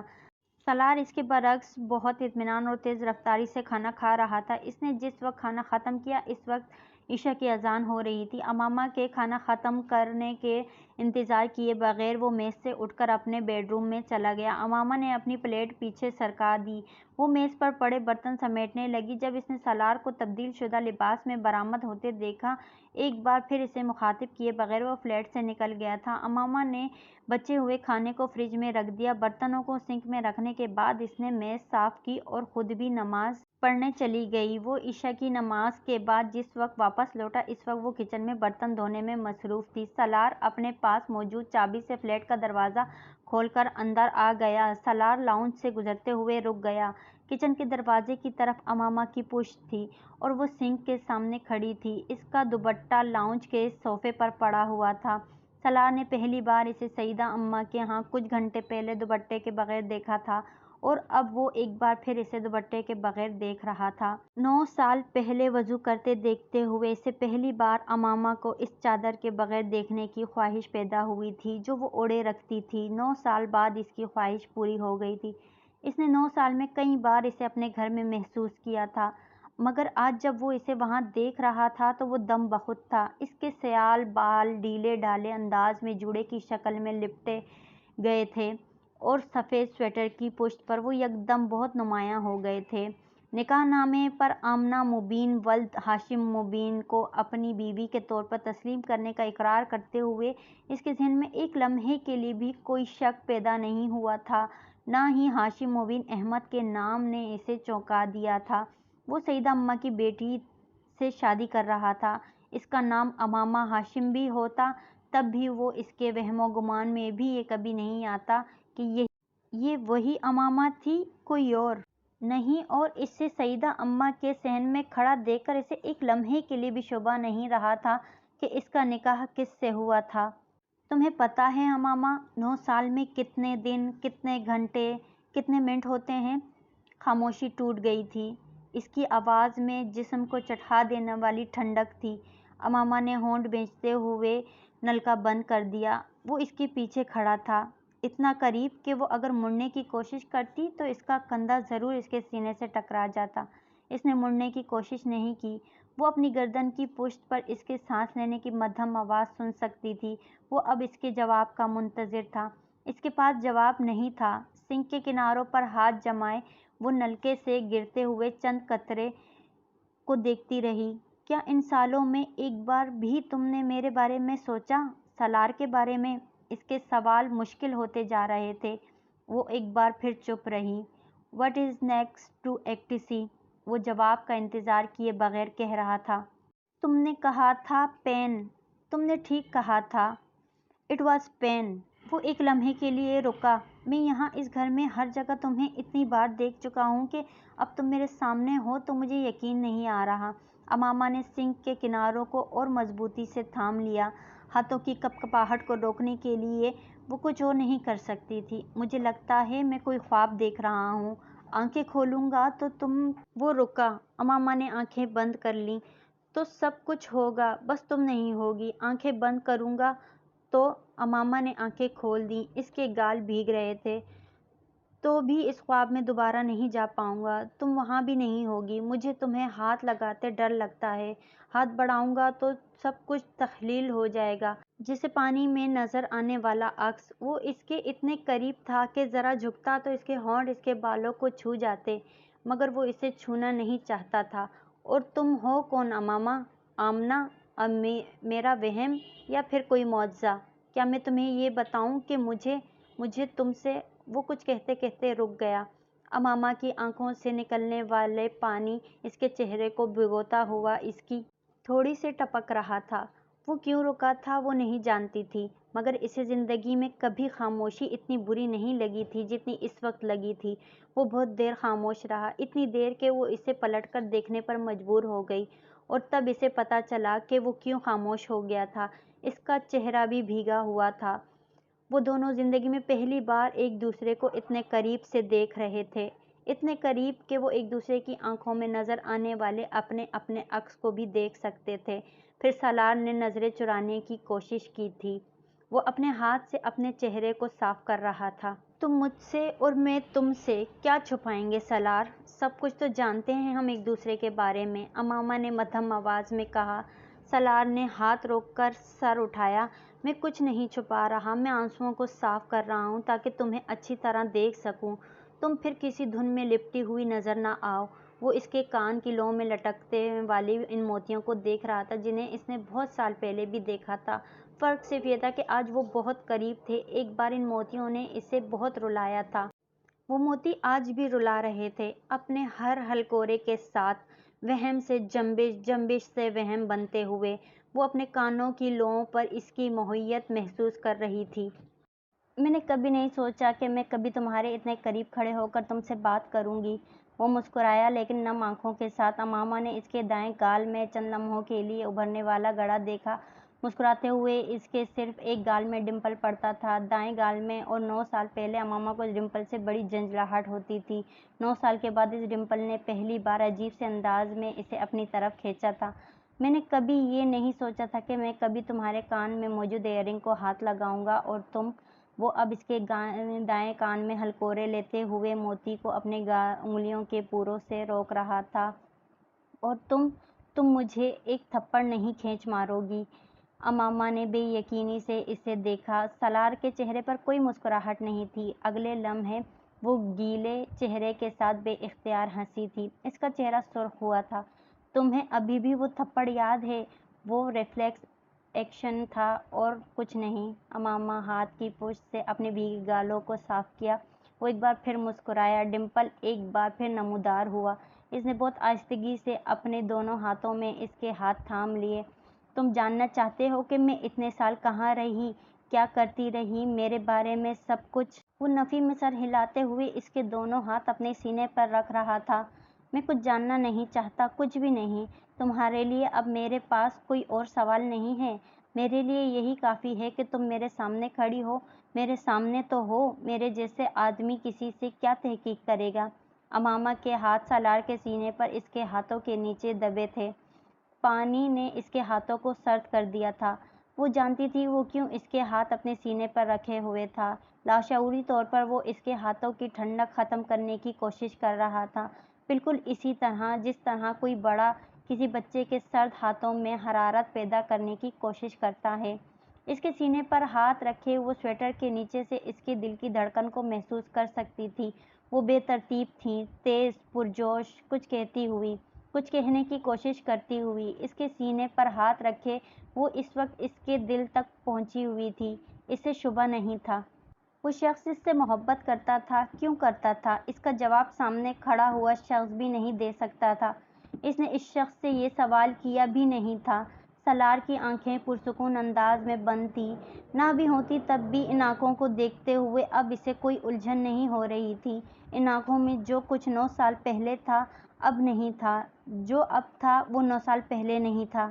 ہم کیا ہیں؟ ہماری محبتیں کیا ہیں؟ کیا چاہتے ہیں؟ کیا پاتے ہیں؟ اس کی آنکھوں میں ایک بار پھر نمی اترنے لگی تھی۔ جلال انصر اور سالار سکندر، خواب سے حقیقت، حقیقت سے خواب۔ زندگی کیا اس کے سوا اور کچھ ہے؟ اماما نے آہستگی سے اپنے ہاتھ کھینچے۔ سالار نے آنکھیں کھول دیں۔ اس کی آنکھوں میں ایک ثانیے کے لیے ابھرنے والے تاثر کو صرف وہی پہچان سکتی تھی۔ پریشانی، اضطراب، خوف، تینوں میں سے کچھ تھا۔ اماما نے ایک نظر اس کے چہرے کو دیکھا، پھر سیاہ سویٹر کے گلے سے باہر نکلے ہوئے سفید کالرز کو دیکھا۔ کچھ کہے بغیر بہت نرمی کے ساتھ اس کی گردن کے گرد بازو حمائل کرتے ہوئے اس نے سالار کے سینے پر سر رکھ کر آنکھیں بند کر لیں۔ اس نے پہلی بار سالار کے کولون کی ہلکی سی مہک کو محسوس کیا۔ 9 سال پہلے وہ بہت تیز قسم کے پرفیومز استعمال کرتا تھا۔ 9 سال بعد؟ سالار بالکل ساکت تھا، یوں جیسے اسے یقین نہیں آیا ہو۔ چند لمحے کے بعد اس نے بڑی نرمی کے ساتھ اماما کے گرد بازو پھیلائے۔ آئی ایم آنرڈ، یہ میرے لیے اعزاز ہے، اماما نے اسے مدھم آواز میں کہتے سنا۔ وہ اس کی بند آنکھوں کو نرمی سے چوم رہا تھا۔ وہ سالار کے ساتھ خانہ کعبہ کے صحن میں بیٹھی ہوئی تھی۔ سالار اس کے دائیں جانب تھا۔ وہ وہاں ان کی آخری رات تھی۔ وہ پچھلے 15 دن سے وہاں تھے۔ کچھ دیر پہلے انہوں نے تہجد ادا کی تھی۔ وہ تہجد کے نوافل کے بعد وہاں سے چلے جایا کرتے تھے۔ آج نہیں گئے، آج وہیں بیٹھے رہے۔ ان کے اور خانہ کعبہ کے دروازے کے درمیان بہت لوگ تھے اور بہت فاصلہ تھا۔ اس کے باوجود وہ دونوں جہاں بیٹھتے تھے وہاں سے وہ خانہ کعبہ کے دروازے کو بہت آسانی سے دیکھ سکتے تھے۔ وہاں بیٹھتے وقت ان دونوں کے ذہن میں ایک ہی خواب تھا۔ وہ اس رات کو اب اپنی آنکھوں سے دیکھ رہے تھے۔ حرم پاک کے فرش پر اس جگہ گھٹنوں کے بل بیٹھے ہوئے سالار سورہ رحمان کی تلاوت کر رہا تھا۔ اماما جان بوجھ کر اس کے برابر بیٹھنے کے بجائے بائیں جانب اس کے عقب میں بیٹھ گئی۔ سالار نے تلاوت کرتے ہوئے گردن موڑ کر اسے دیکھا، پھر اس کا ہاتھ پکڑ کر آہستگی سے اپنے برابر والی جگہ کی طرف اشارہ کیا۔ امامہ اٹھ کر اس کے برابر بیٹھ گئی۔ سالار نے اس کا ہاتھ چھوڑ دیا۔ وہ اب خانہ کعبہ کے دروازے پر نظریں جمائے ہوئے تھا۔ امامہ بھی خانہ کعبہ کو دیکھنے لگی۔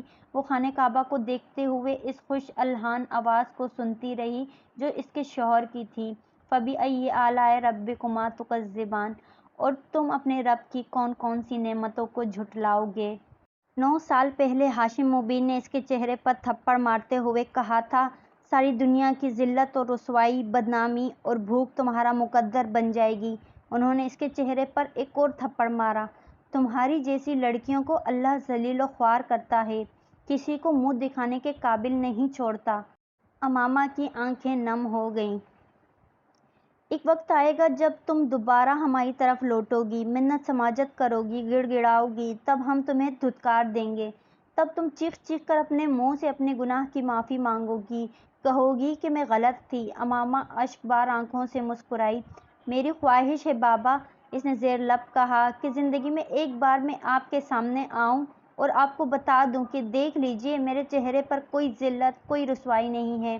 میرے اللہ اور میرے پیغمبر صلی اللہ علیہ وسلم نے میری حفاظت کی، مجھے دنیا کے لیے تماشا نہیں بنایا، نہ دنیا میں بنایا اور نہ ہی آخرت میں۔ میں کسی رسوائی کا سامنا کروں گی، اور میں آج اگر یہاں موجود ہوں تو صرف اس لیے کیونکہ میں سیدھے راستے پر ہوں، اور یہاں بیٹھ کر میں ایک بار پھر اقرار کرتی ہوں کہ محمد صلی اللہ علیہ وسلم اللہ کے آخری رسول ہیں، اور ان کے بعد کوئی پیغمبر آیا ہے نہ ہی کبھی آئے گا۔ میں اقرار کرتی ہوں کہ وہی پیر کامل ہے۔ میں اقرار کرتی ہوں کہ ان سے کامل ترین انسان دوسرا کوئی نہیں، ان کی نسل میں بھی کوئی اور ان کے برابر آیا ہے نہ ہی کبھی آئے گا، اور میں اللہ سے دعا کرتی ہوں کہ وہ مجھے آنے والی زندگی میں بھی کبھی اپنے ساتھ شرک کروائے، نہ ہی مجھے آخری پیغمبر محمد صلی اللہ علیہ وسلم کے برابر کسی کو لا کھڑا کرنے کی جرأت ہو۔ میں دعا کرتی ہوں کہ اللہ زندگی بھر مجھے سیدھے راستے پر رکھے، بے شک میں اس کی نعمت کسی نعمت کو نہیں جھٹلا سکتی۔ سالار نے سورہ رحمان کی تلاوت ختم کر لی تھی۔ وہ چند لمحوں کے لیے رکا، پھر سجدے میں چلا گیا۔ سجدے سے اٹھنے کے بعد وہ کھڑا ہوتے ہوئے رک گیا۔ امامہ آنکھیں بند کیے دونوں ہاتھ پھیلائے دعا کر رہی تھی۔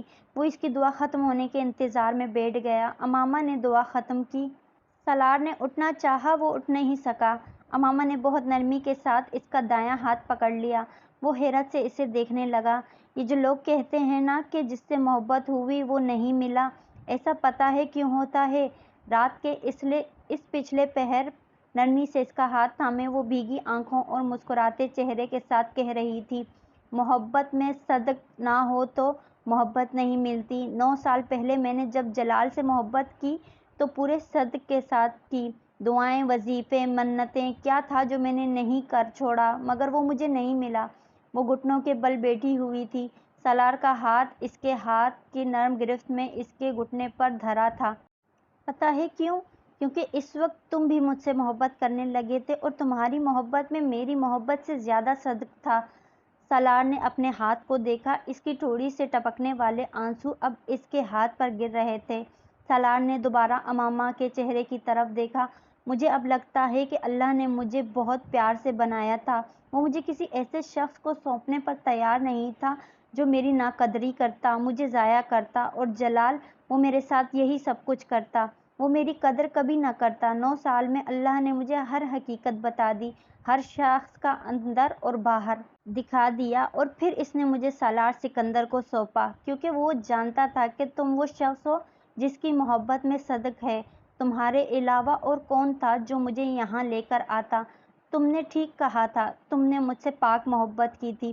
وہ بے حس و حرکت اسے دیکھ رہا تھا۔ وہ اب اس کے ہاتھ کو نرمی سے چومتے ہوئے باری باری اپنی آنکھوں سے لگا رہی تھی۔ مجھے تم سے کتنی محبت ہوگی میں نہیں جانتی، دل پر میرا اختیار نہیں ہے، مگر میں جتنی زندگی تمہارے ساتھ گزاروں گی تمہاری وفادار اور فرمانبردار رہوں گی، یہ میری اختیار میں ہے۔ میں زندگی کے ہر مشکل مرحلے، ہر آزمائش میں تمہارے ساتھ رہوں گی۔ میں اچھے دنوں میں تمہاری زندگی میں آئی ہوں، میں برے دنوں میں بھی تمہیں اکیلا نہیں چھوڑوں گی۔ اس نے جتنی نرمی سے اس کا ہاتھ تھاما تھا، اسی نرمی سے چھوڑ دیا۔ وہ اب سر جھکائے دونوں ہاتھوں سے اپنے چہرے کو صاف کر رہی تھی۔ سالار کچھ کہے بغیر اٹھ کر کھڑا ہو گیا۔ وہ خانہ کعبہ کے دروازے کو دیکھ رہا تھا۔ بلا شبہ اسے زمین پر اتارے جانے والی صالح اور بہترین عورتوں میں سے ایک بخش دی گئی تھی۔ وہ عورت جس کے لیے 9 سال اس نے ہر وقت اور ہر جگہ دعا کی تھی۔ کیا سالار سکندر کے لیے نعمتوں کی کوئی حد رہ گئی تھی؟ اور اب جب وہ عورت اس کے ہاتھ تھی تو اسے احساس ہو رہا تھا کہ وہ کیسی بھاری ذمہ داری اپنے لیے لے بیٹھا تھا۔ اسے اس عورت کا کفیل بنا دیا گیا تھا جو نیکی اور پارسائی میں اس سے کہیں آگے تھی۔ امامہ اٹھ کھڑی ہوئی۔ سالار نے کچھ کہے بغیر اس کا ہاتھ تھام کر وہاں سے جانے کے لیے قدم بڑھا دیے۔ اسے اس عورت کی حفاظت سونپ دی گئی تھی جس نے اپنے اختیار کی زندگی کو اس کی طرح کسی آلائش اور غلاظت میں نہیں ڈبویا، جس نے اپنی تمام جسمانی اور جذباتی کمزوریوں کے باوجود اپنے روح اور جسم کو اس کی طرف نفس کی بھیٹ نہیں چڑھایا۔ اس کا ہاتھ تھامے قدم بڑھاتے ہوئے اسے زندگی میں پہلی بار پارسائی اور تقوی کا مطلب سمجھ میں آ رہا تھا۔ وہ اس سے چند قدم پیچھے تھی۔ وہ حرم پاک میں بیٹھے اور چلتے لوگوں کی قطاروں کے درمیان سے گزر رہے تھے۔ وہ اپنی پوری زندگی کو جیسے کسی فلم کی اسکرین پر چلتا دیکھ رہا تھا اور اسے بے تحاشا خوف محسوس ہو رہا تھا۔ گناہوں کی ایک لمبی فہرست کے باوجود اس نے صرف اللہ کا کرم دیکھا تھا۔ وہ اس کے باوجود اس وقت کوئی اس سے زیادہ اللہ کے غضب سے خوف نہیں کھا رہا تھا۔ وہ شخص جس کا IQ لیول 150 تھا اور جو فوٹوگرافک میموری رکھتا تھا، 9 سال میں جان گیا تھا کہ ان دونوں چیزوں کے ساتھ بھی زندگی کے بہت سارے مقامات پر انسان کسی اندھے کی طرح ٹھوکر کھا کر گر سکتا تھا۔ وہ بھی گرا تھا بہت بار، بہت مقامات پر۔ تب اس کا IQ لیول اس کے کام آیا تھا نہ اس کی فوٹوگرافک میموری۔ ساتھ چلتی ہوئی لڑکی وہ دونوں چیزیں نہیں رکھتی تھی۔ اس کی مٹھی میں ہدایت کا ایک ننھا سا جگنو تھا اور وہ اس جگنو سے امٹتی روشنی کے سہارے زندگی کے ہر گھپ اندھیرے سے کوئی ٹھوکر کھائے بغیر گزر رہی تھی۔ دوستوں، امید کرتی ہوں آپ کو یہ کہانی پسند آئی ہوگی۔ اگر آپ کو کہانی پسند آئی ہے تو کہانی کو لائک اور میرے چینل کو سبسکرائب ضرور کیجیے گا اور آنے والی اگلی کہانی کا انتظار کیجیے گا۔